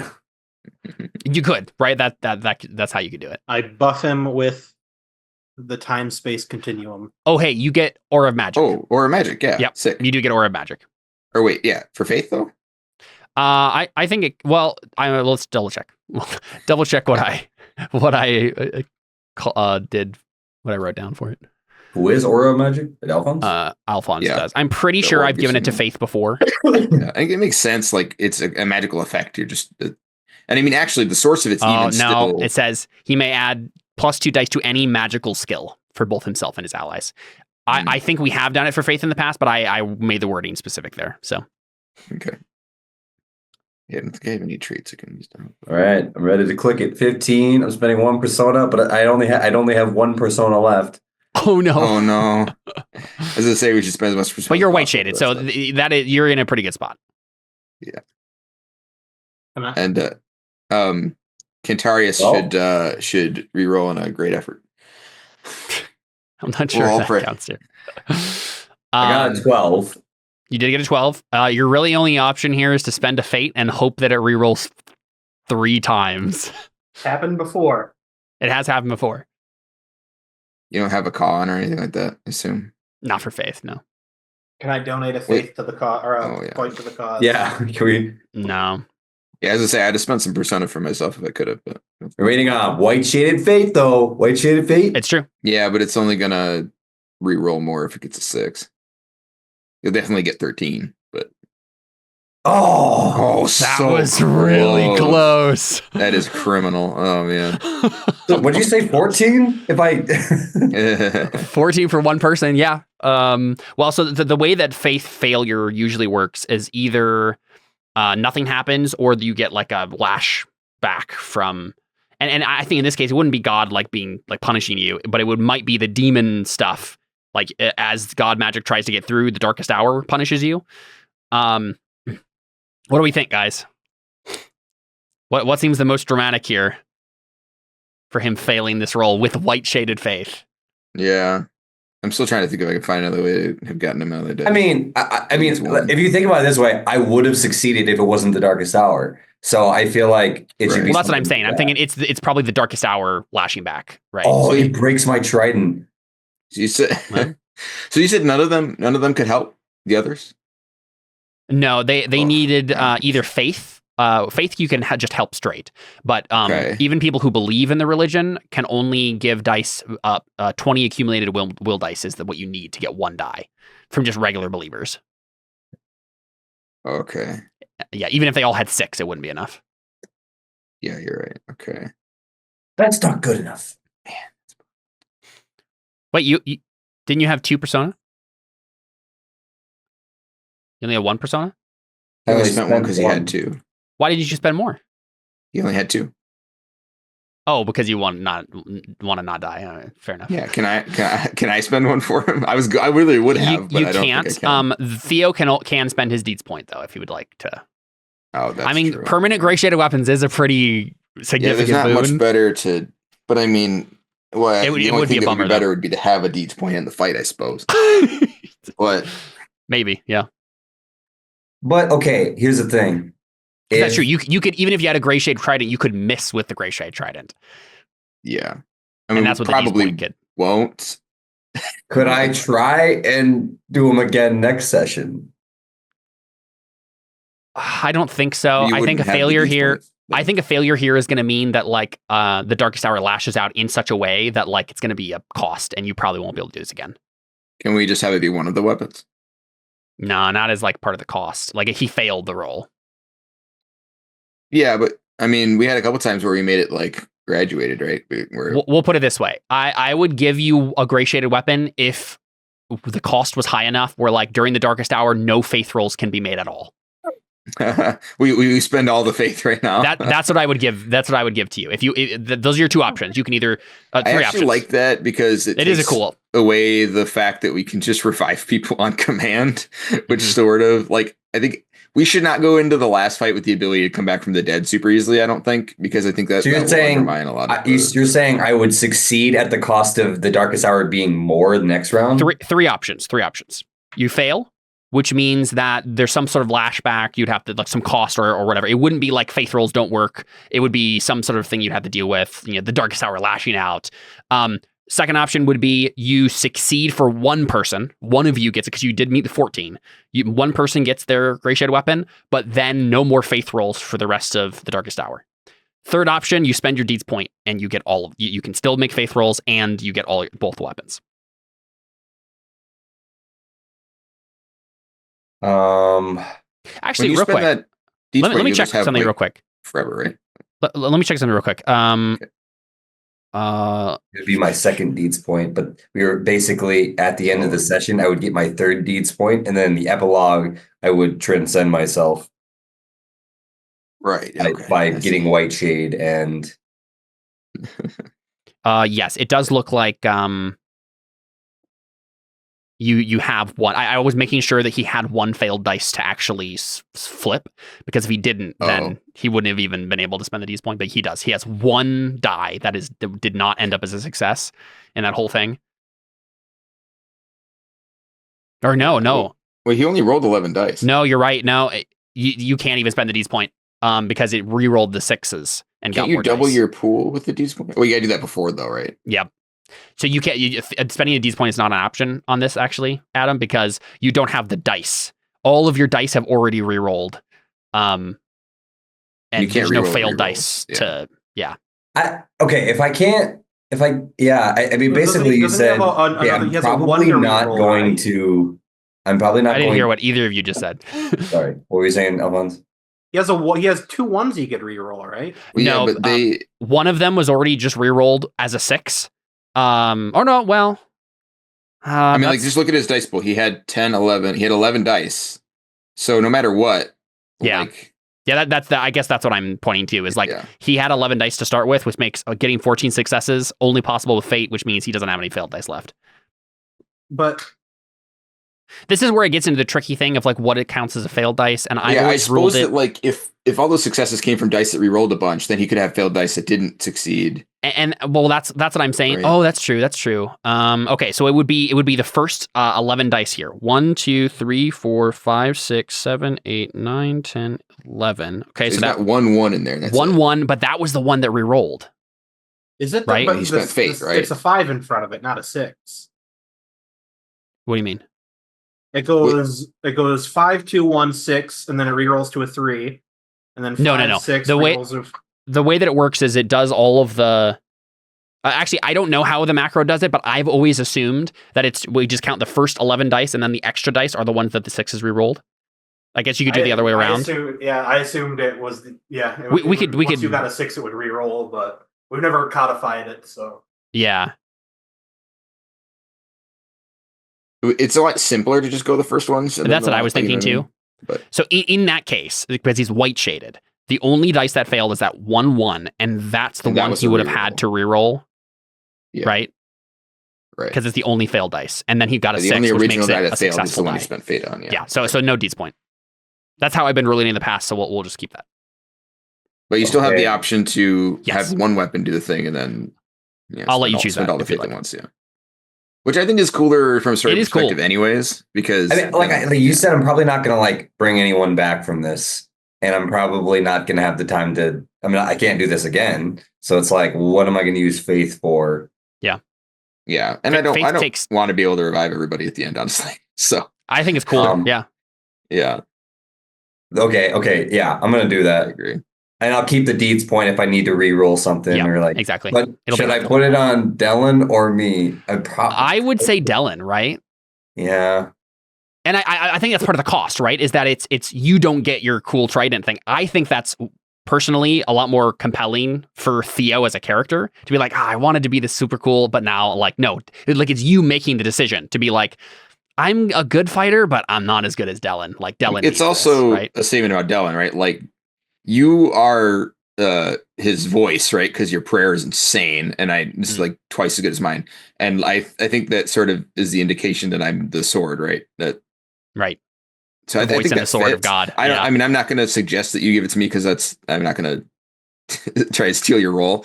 But I do think that sounds interesting. That seems like the more interesting option to me, but it is your decision. Yeah, I'll give it to Dellon. Then I can't make my 2 difficult. I need 2 more difficult to get to 9 Yeah. For faith or for faith. Yeah. oh, jeez, that's crazy. Oh man. Yeah, so as long as the darkest hour lasts, there will be a scene, at least one whole scene where Faith comes back, like right at, towards the end of the game. So you will be able to do Faith stuff before. It's not like you will never be able to roll Faith again. It's just that as long as the darkest hour lasts, that fog is going to So you get this power through the clouds, and then the clouds thicken, and you know that you're not getting any more power through before this is all over. Okay. That work? Yeah. All right. Sounds good. And then we see Dellon hoist the sword that looks like the one that Alfons wanted to summon. Right? But it's like Da, da, da, da. exactly. Yeah. Sorry, buddy. Yeah. Can't win them all. Cool. You need faith bigger than the size of a mustard seed. There you go. Yeah, Yeah, I'm gonna do if I get enough successes when I hit this, I'll do 3 white damage, which is disgusting. Mm-hmm. And so Yuma is going to go off like to join the other people, right? Like go find your wife, probably Dellon, and just protect them, do whatever she needs to do over there, and just let you've saved her. There you go. She doesn't have a sword. She's gonna go back. All right, cool. There you go. That's the end of our session. Let's do Artha and get out of here. That was fun. I really like that one. Yeah, that's good. Cantarius? This world is more than blood and gold. I will use the intellectual discipline to clear the obstacles on my path, despite the risks. This came with some very serious risks this time. Yeah, I'll give you a persona for it. The world will not end on my watch. I will escape this nightmare. You did it. Persona. I am a demon hunter, but my friends come first. I will make sure all my friends stay alive as we battle the nightmares. I mean, you literally you did it. Persona.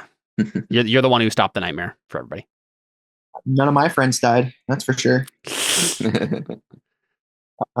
it. I think. I don't think anything really came into play for instincts or anything. I mean, some of my instincts helped me out there, but let's see. I'm gonna give you a fate point for resigned to death. I just thought it was super cool to see. No, actually, you know what? I'm gonna give you a fate point for Aura of Martyrdom. That's what it was. Okay. Right? Like you told everyone I need to die, and you made sure to get a promise from Theo that he will be the one to kill you. That's definitely a fate point for that trait. If I die with my deeds point, y'all get it. True. Hey, I feel like I could benefit the most from it. So wait, if I'm the one to kill him, do I get it? No, that's not how it works. It's his bones becomes relics. We're gonna cut this short, Cantarius. Let's just do this a little now. bit. Yeah, sorry. How we do it is that we should house rule it, that whoever is the one that kills me. Well, I suppose we shouldn't do that in case an enemy kills me. But Yeah. It's the Chronicles of Riddick rules. You keep what you kill, I'm also going to give you a embodiment persona point there, Cantarius, for the scene that you gave us with all that. Some really cool moments from Cantarius today. Persona, yep. But I think that's it for you. Dellon, you almost killed your brother. Yeah. Yep. Oh, real quick, which sword was it that turned gray? Was it the special one or the regular one? Did you? I don't think you got your special one back, did you? I don't remember, honestly. That might even been the one that broke. I don't remember. It was the one that broke. Alfons broke your sword. Does it become special now that it's God weapon? Sure. Yeah, we can make it your superior quality with Great Shade. Right. That's fine. It basically just adds a VA. That's all it does, really. Yeah. Which it's not nothing. All right, cool. Let's see. Ensure that its leaders are punished and its membership disbanded. Done. Persona. Baller. Boop. You're the one who killed him. Oh yeah, that's true. I mean, I didn't really earn it, but all right. Reach the demon that has claimed Ipana and Luca. Obviously, didn't do that yet, but we're getting there. Yep.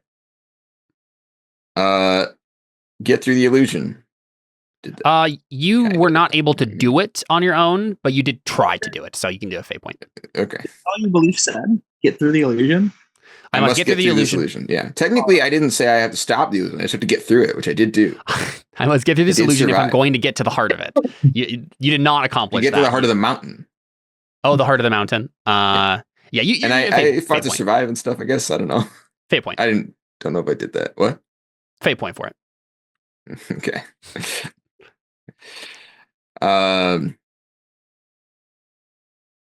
And yeah, not that last one either. Yeah. Do I get fate point for working towards that?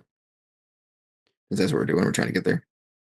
Um, I got a fate point for both. Of those I'll give you fate point for belief 2. Not probably not for the special belief, but belief 2 makes sense. To get to Ipponen and Luca, I must reach the demon that has claimed them. You are moving towards fighting him. That makes sense. Okay, sounds good. I don't think anything. Like I didn't really have anything bad happen. Well, I guess I fought Alfons. Alfons. I don't know if there's a. I was gonna say if you had actually stabbed him, never go unhonored under any circumstances might have come up. Yeah. I don't know, something like that. I mean, technically, I made him waste a persona to not die because of that. That was what I was thinking. Also, never going armed. I'll give you a fate point for it. Yeah, that's fine. Cool. Sick. So for extra stuff, I feel like maybe humor. There's a couple funny moments with Dellon. Okay, I take it. Thanks. With Alfons and the sword, and I guess it was me making the joke, but yeah, that's true. I still think Dellon would have said it. Dellon, right? Yeah, exactly. Yeah, fate point there.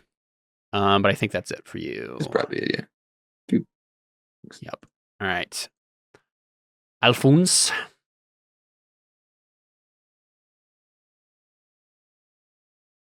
So let's say using chaos will ensure that my son is saved. Not that yet. Next up is defeating the ones causing this vision. I was there. Yeah, you were there. You did not make a single roll towards doing that, so I don't think there's anything there. Honestly, I don't know if Alfons got any fate. I don't think she got anything for his beliefs this time because you didn't really escape the vision. I'll give you a fate point for the if I lose the orbits, game over, man. I will escape the vision, but you didn't really accomplish anything. Other people accomplished it for you. I will give you fate point for humor for the like da da da da, right, like trying to summon the sword. And then embodiment for the scene with Yuma. It's a persona there. Fate. Mm-hmm. And then last but not least, we got Theo, who nobly sacrificed his gray shade weapon so that Dellon could be the one to get it. Yeah. Very proud of you. I think that's worth a deeds point. It's definitely mold breaker, right? Yeah, for sure. Have you done it intentionally? I feel like if you go against an instinct, can you do that or no? You can get fate point for doing that. Yeah, or you can get a persona for going against for mold breaking. Well, let's go through this one at a time. You're working on strengthening your faith. You did succeed on faith tests. So fate there. You're still finding Faustus, so you can take a fate point for that second belief. Yeah. And then I will not sacrifice those I love to say. Yeah, I'll give you a persona for that. You saved Yuma's life, right? Nice. Mm-hmm. And then memory danger. No, none of those. I don't think your instincts gave you anything, but I do think we have in embodiment for the stuff with your fake wife. And then I'll give you a mold breaker as well for choosing to give Dellon the weapon instead of yourself. So that's 2 persona. And then beyond that, I'm just taking a look at your traits. Oh yeah, fearless.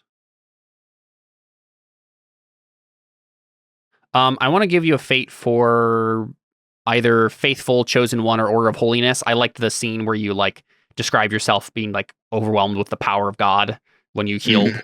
So I'll give you fate for one of those. But I think that's it.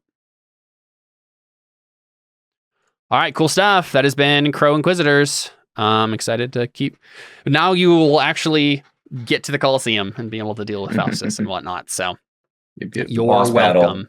Yeah. I'm sure there'll be a couple more obstacles like in the Colosseum itself, but in general, the final battle with Faustus is upon us. So I got some prep to do for next time. We'll get that set up and do it. Real quick before we head off here, what does next Saturday look like / the upcoming Saturday? Next Saturday. Playing Twilight here.